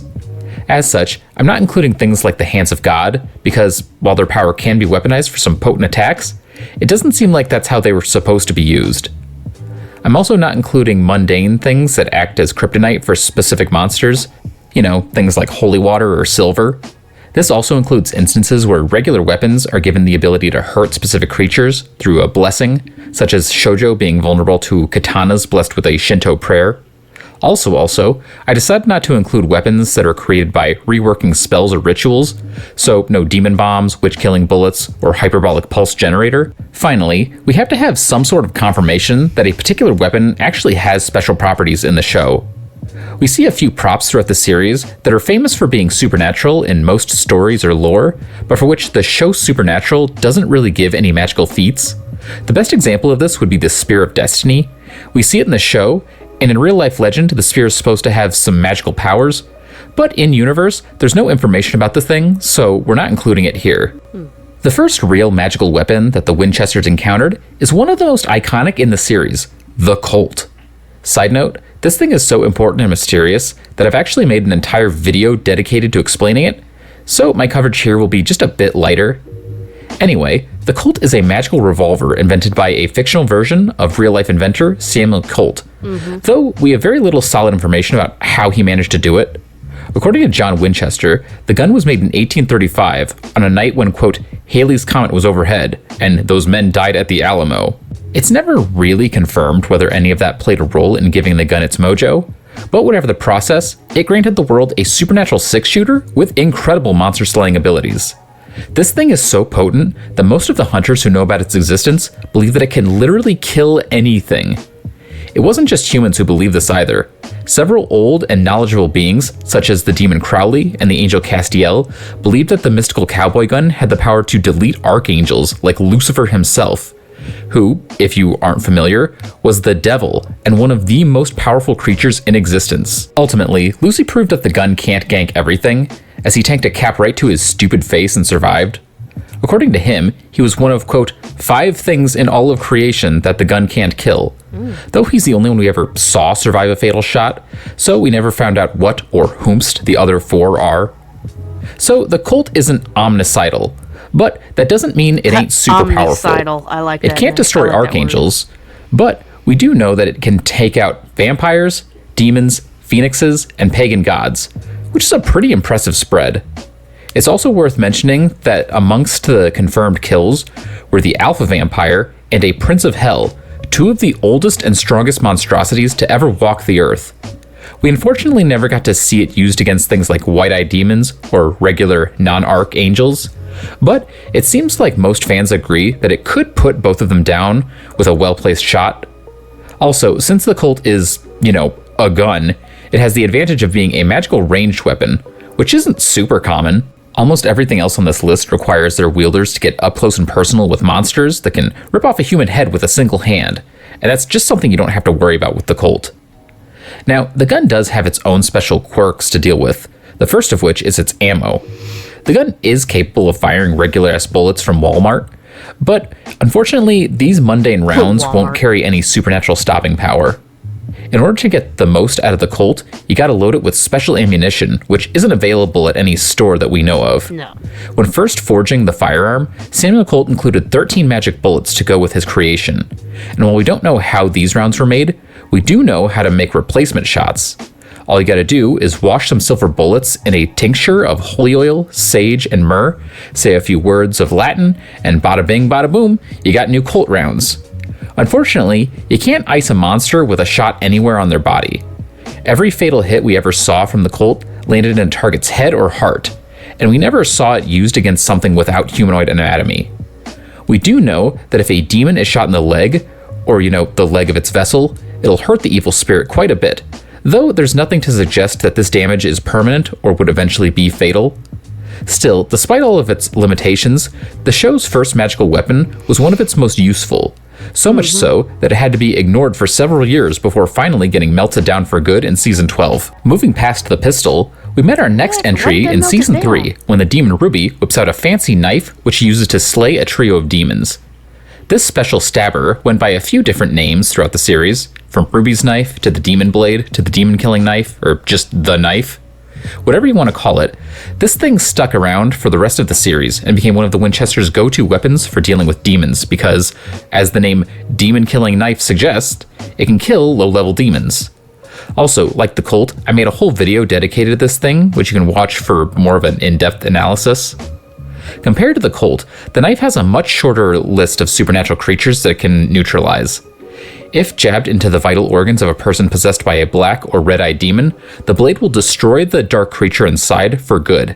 Now, in most cases, this will also kill the host because, they were just stabbed. But that's not a 100% guarantee. We did see one case where Bobby was stabbed in just the right spot to kill the demon, while Bobby himself was left alive long enough to receive life-saving surgery. Look, odds are that if you get poked with this thing, you're gonna go down with the demon, but hey, you may just get lucky, I guess. Anyway, the knife doesn't work against all demons. There are 4 heavyweights we know of who are able to tank a stabbing that would have put down a weaker imp, and while the jab did hurt them to some degree or another, they were all still able to walk it off. First, there was Alistair, a white-eyed demon and grand torturer of hell. Each time he got knifed, it seemed to hurt him, and on one occasion, a heart shot dealt him enough pain to slow him down a bit, but it still didn't seem like the knife could put him down for good. Next, there was Abaddon, a black-eyed knight of hell. Like Alistair, the blade stung Abaddon, but she was able to recover, and eventually it was basically confirmed the knife couldn't kill her. Next, the ancient demon Cain was completely unaffected by a stab to the heart, which makes sense since he had the Mark of Cain, which makes its carrier nearly indestructible. Finally, the yellow-eyed Prince of Hell Ramiel was barely hurt by the knife, though he did at least spark a little bit. It's widely assumed that the blade wouldn't work against other knights, princes, or white-eyed demons, but besides them, the rest of Hell is probably susceptible. Outside of demons, the knife is pretty much just a normal blade.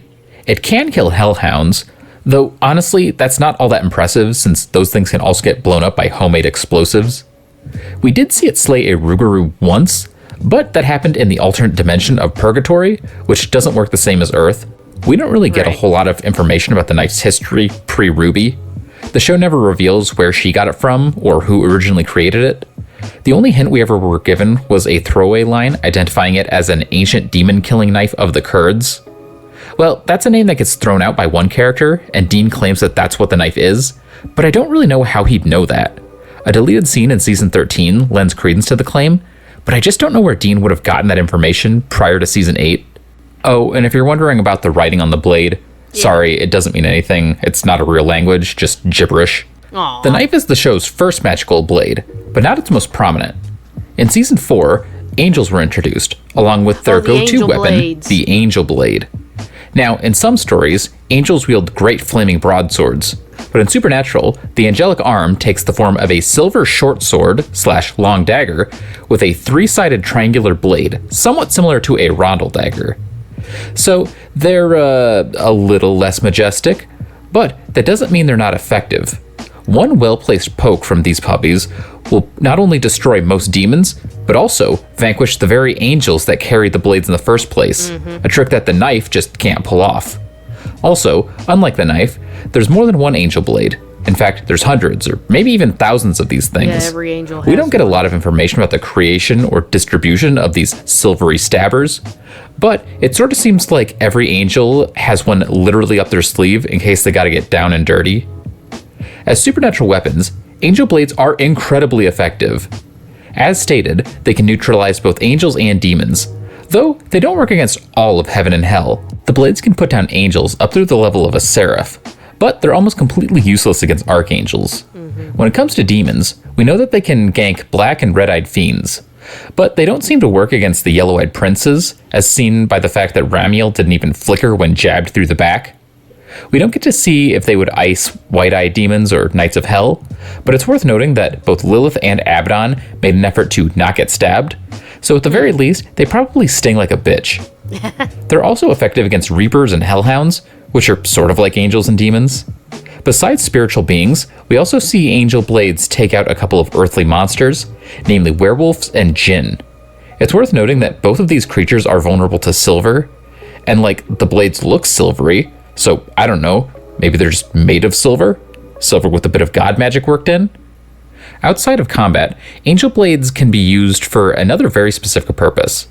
By using the blade to create a little nick in the throat of an angel's vessel, it's possible to extract said angel's grace, the spiritual essence that makes them angels. Oh, wow. Doing this will convert the angel into a puny, powerless human with all the regular puny human weaknesses. And this can even be done to archangels. I should point out that the blades themselves don't pull the grace out, they just create the wound through which it can be extracted. In addition to the regular angel blades, the series showed off a few variations of the heavenly weapon. First up, in Season 10, we learned that a special class of angel, known as the Grigori, were equipped with a longer version, known as an angel sword. Oh, wow. These things are really cool. They've got a hilt and a longer blade, and apparently, they're each inscribed with the name of their Grigori. They're so damn cool, but they don't seem to be any more potent than regular blades. Now, if you want a real upgrade, you need to find yourself an Archangel blade.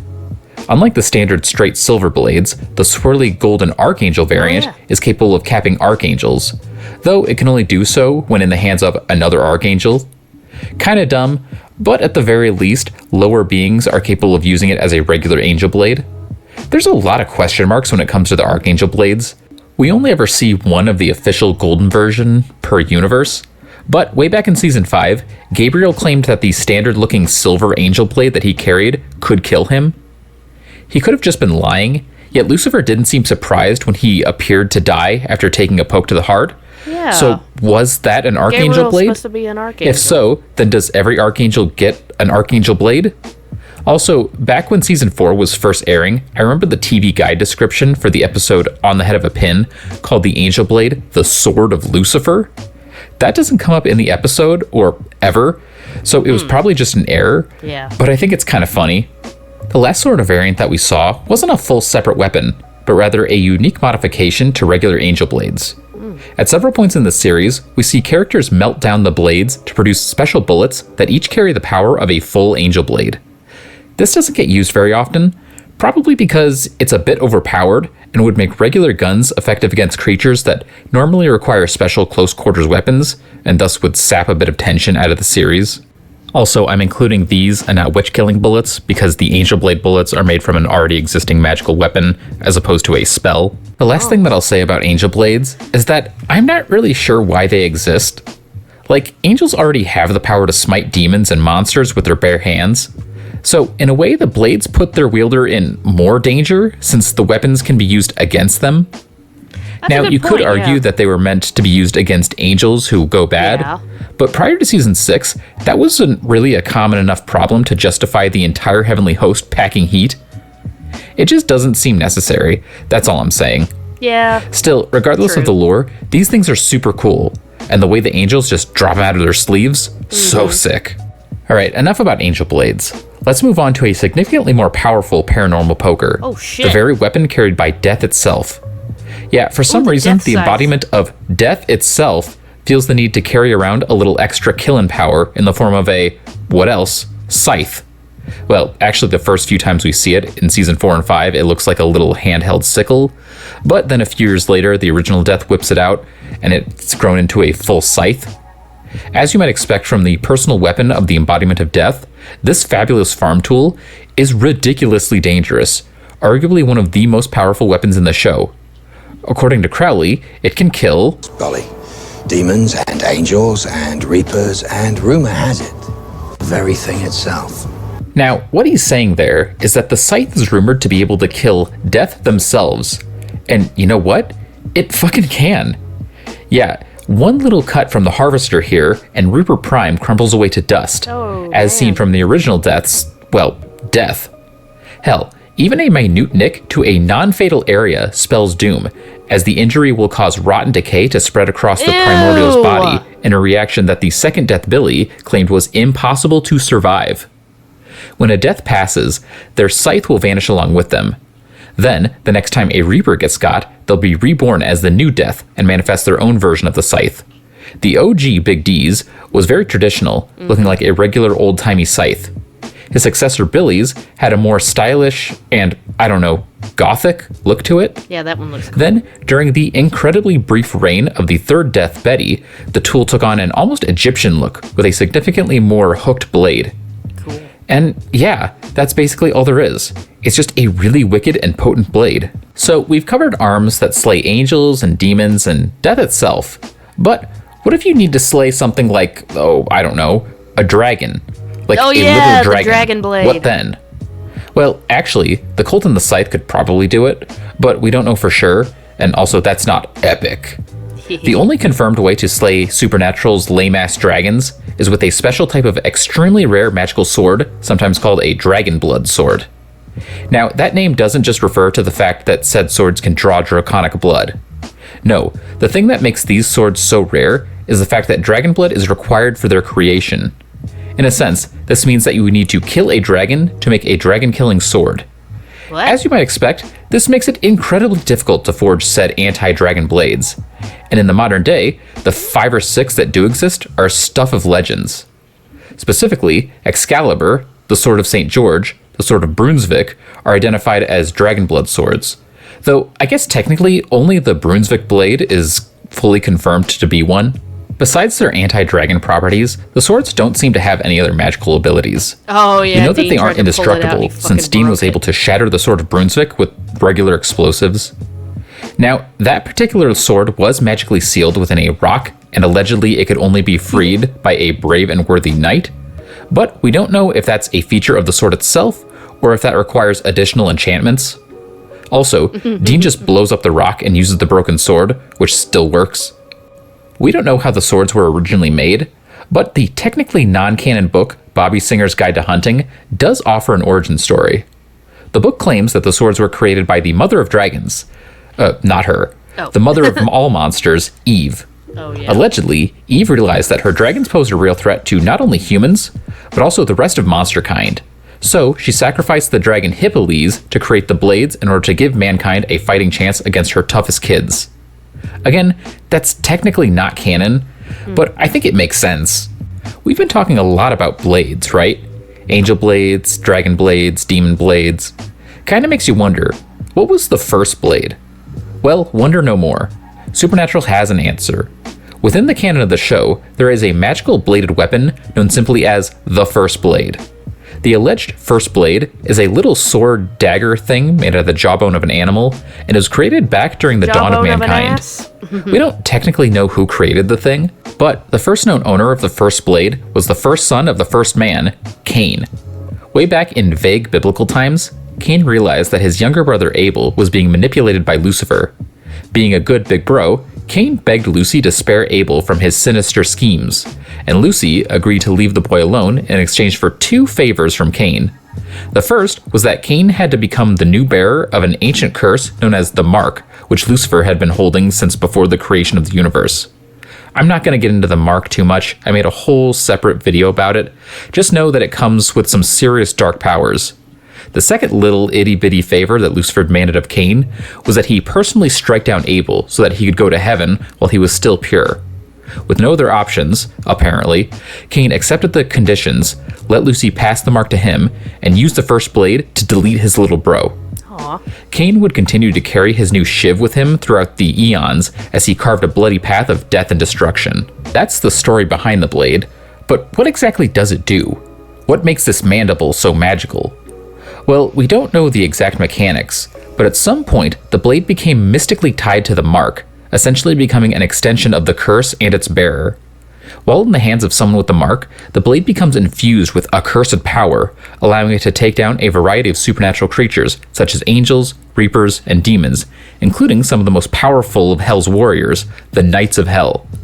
In fact, the blade is the only known weapon capable of capping someone with the mark, though it can only work like that if someone else has been given a copy of the mark, since a marked one can't permanently off themselves with the blade. When used by anyone who doesn't carry the curse, the blade becomes inert.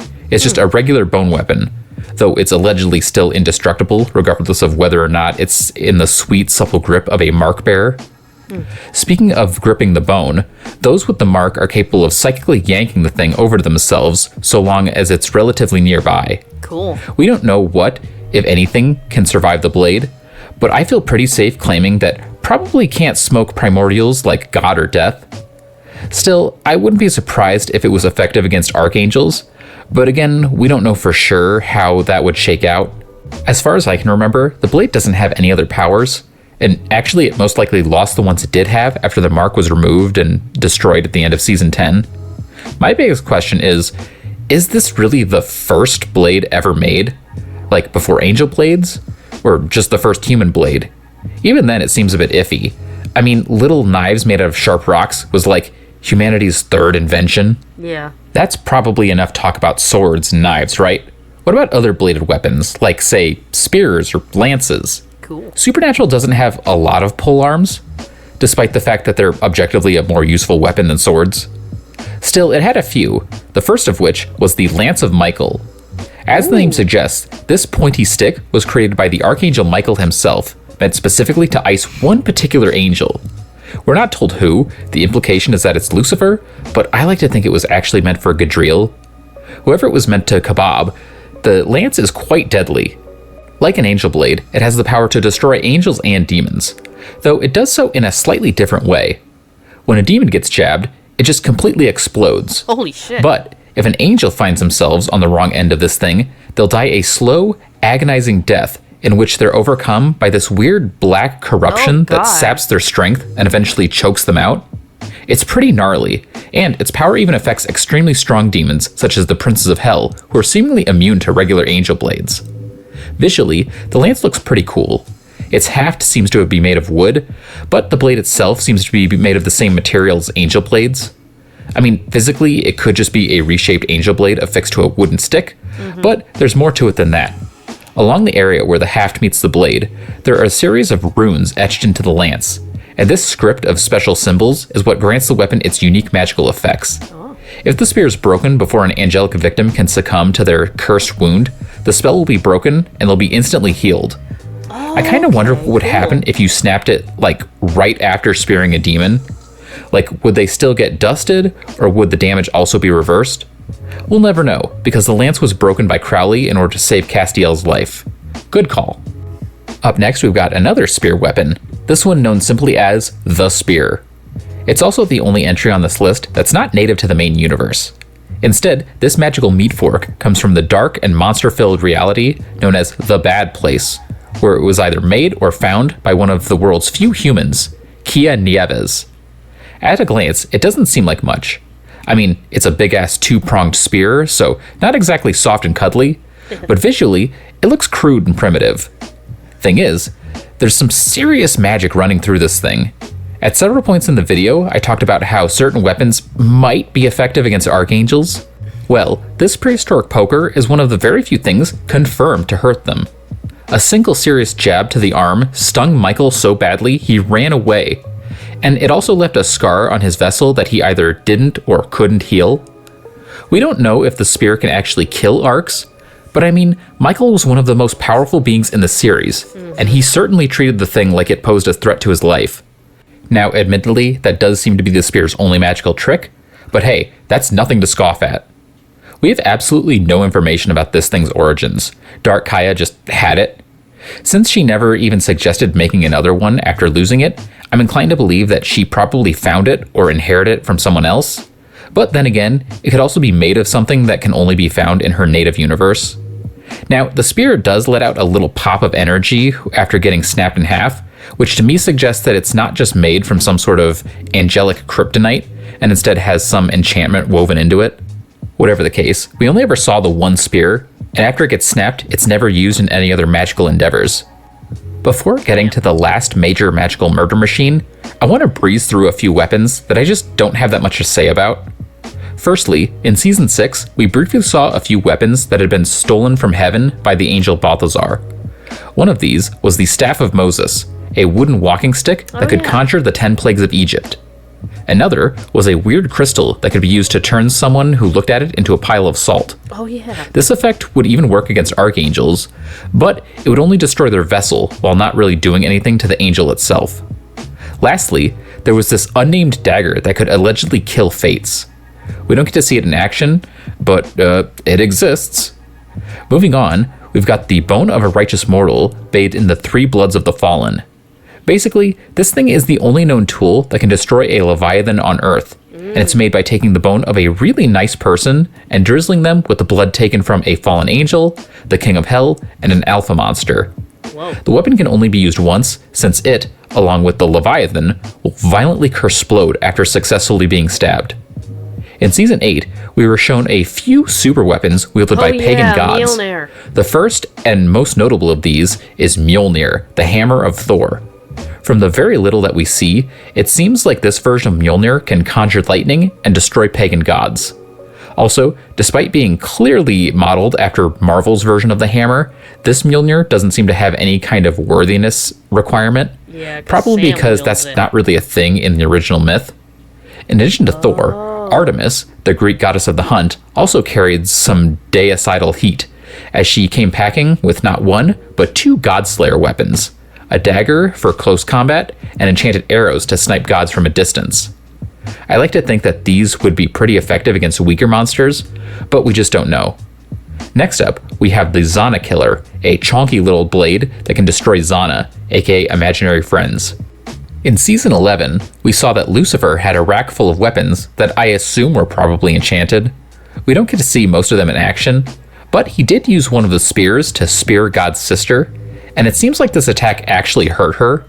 She was pretty banged up already, but considering the fact that both God and Amara herself took action to prevent Lucy from landing another blow, it makes it seem like this thing would be pretty dangerous. The next entry comes from the arsenal of the British Men of Letters.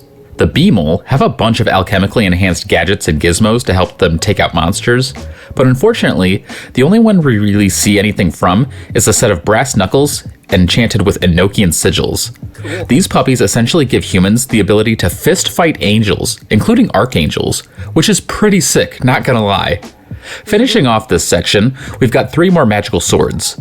The strange golem creatures, Gog and Magog, each wielded magical blades that were apparently forged by some unnamed god. They had the power to destroy angel blades and could also gank Gog and Magog themselves, which, again, probably not a good idea to carry around one of the only things that can kill you. The final magic sword was a scimitar named Chrysaor, which could allegedly cut through anything. We didn't really see it do anything all that impressive, But the scrub who owned it said that he cut a dude in half with a single swing, and I guess I'll take his word for it. That dork also had a perfume bottle that could shoot out flames. According to him, it was filled with dragon's breath. I don't know if I should count that or not, but I feel like I'll get comments if I don't, so here it is. Kinda cool, actually. Alright, let's close out this video with a weapon that actually can kill anything, including reality itself. In the season 14 finale, Chuck Almighty, aka God, appears to Team Free Will in order to personally lend them a hand in defeating the nigh unstoppable Super Nephilim, Jack. His solution? Well, right there on the spot, he created a brand new mystical gun, which he dubbed the Equalizer. He also throws out the moniker of the Hammurabi, but that gets shot down pretty quick. Whatever it's called, this little gat is by far the most powerful weapon in the show because, according to God himself, that gun can kill anything. Now, technically, we never actually saw it kill anything at all, and in fact, the very episode in which it's introduced also established that God lies a lot, but still, it does seem like he was afraid of its power.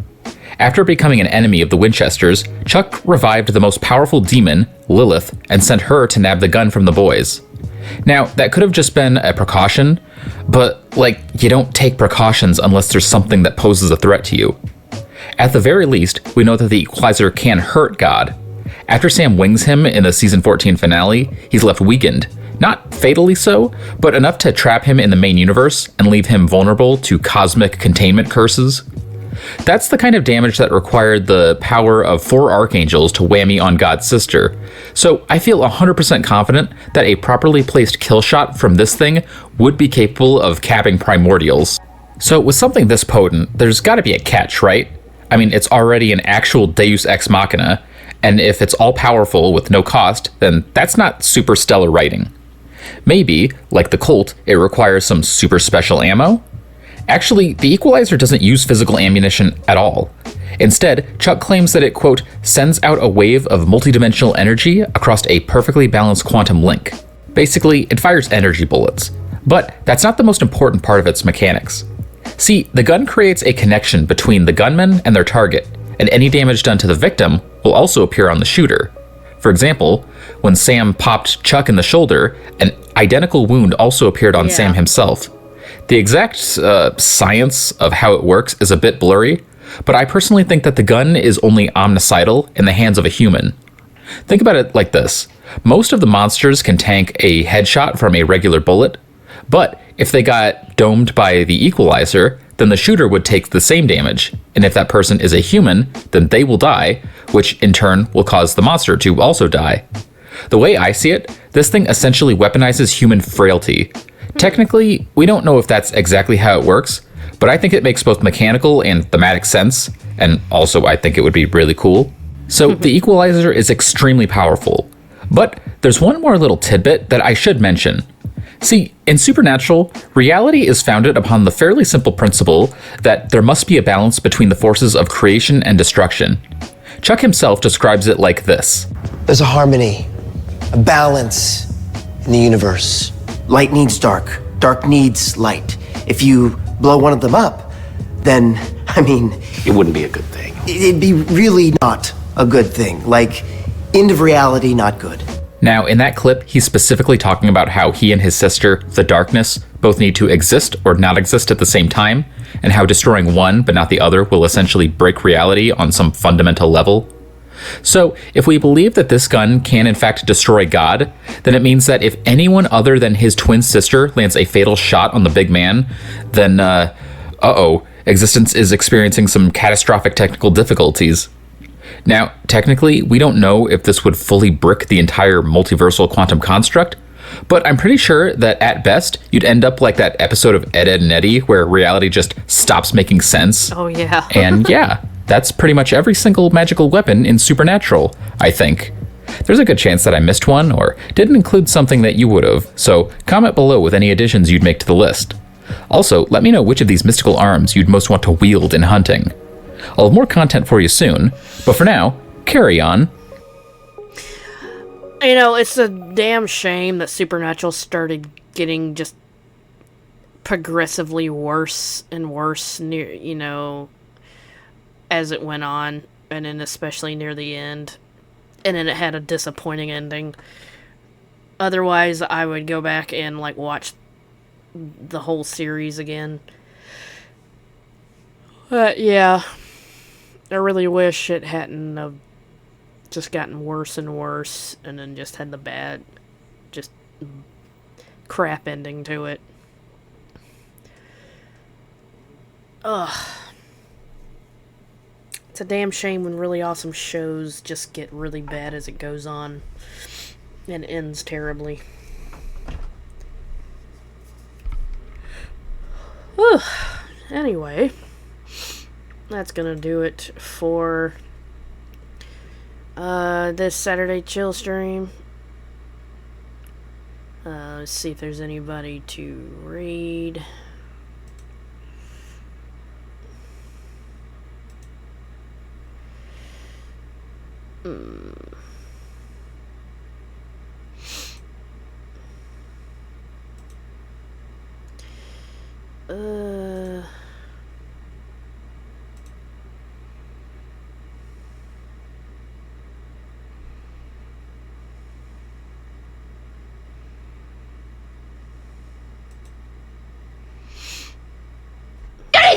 Anything! Oop.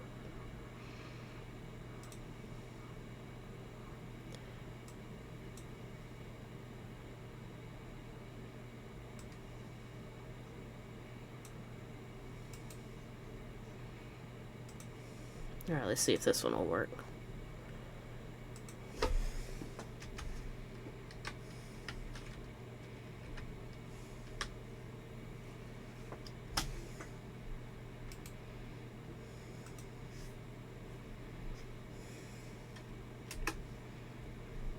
Hello?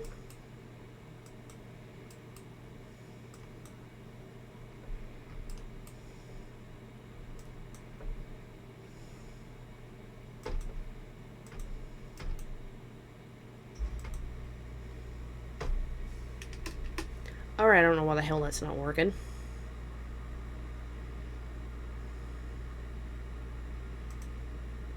Ugh, this is annoying.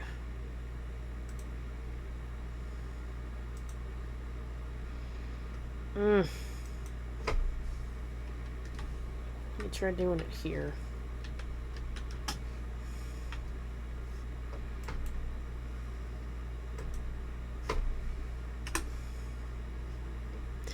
And of course I went through that trouble for nothing.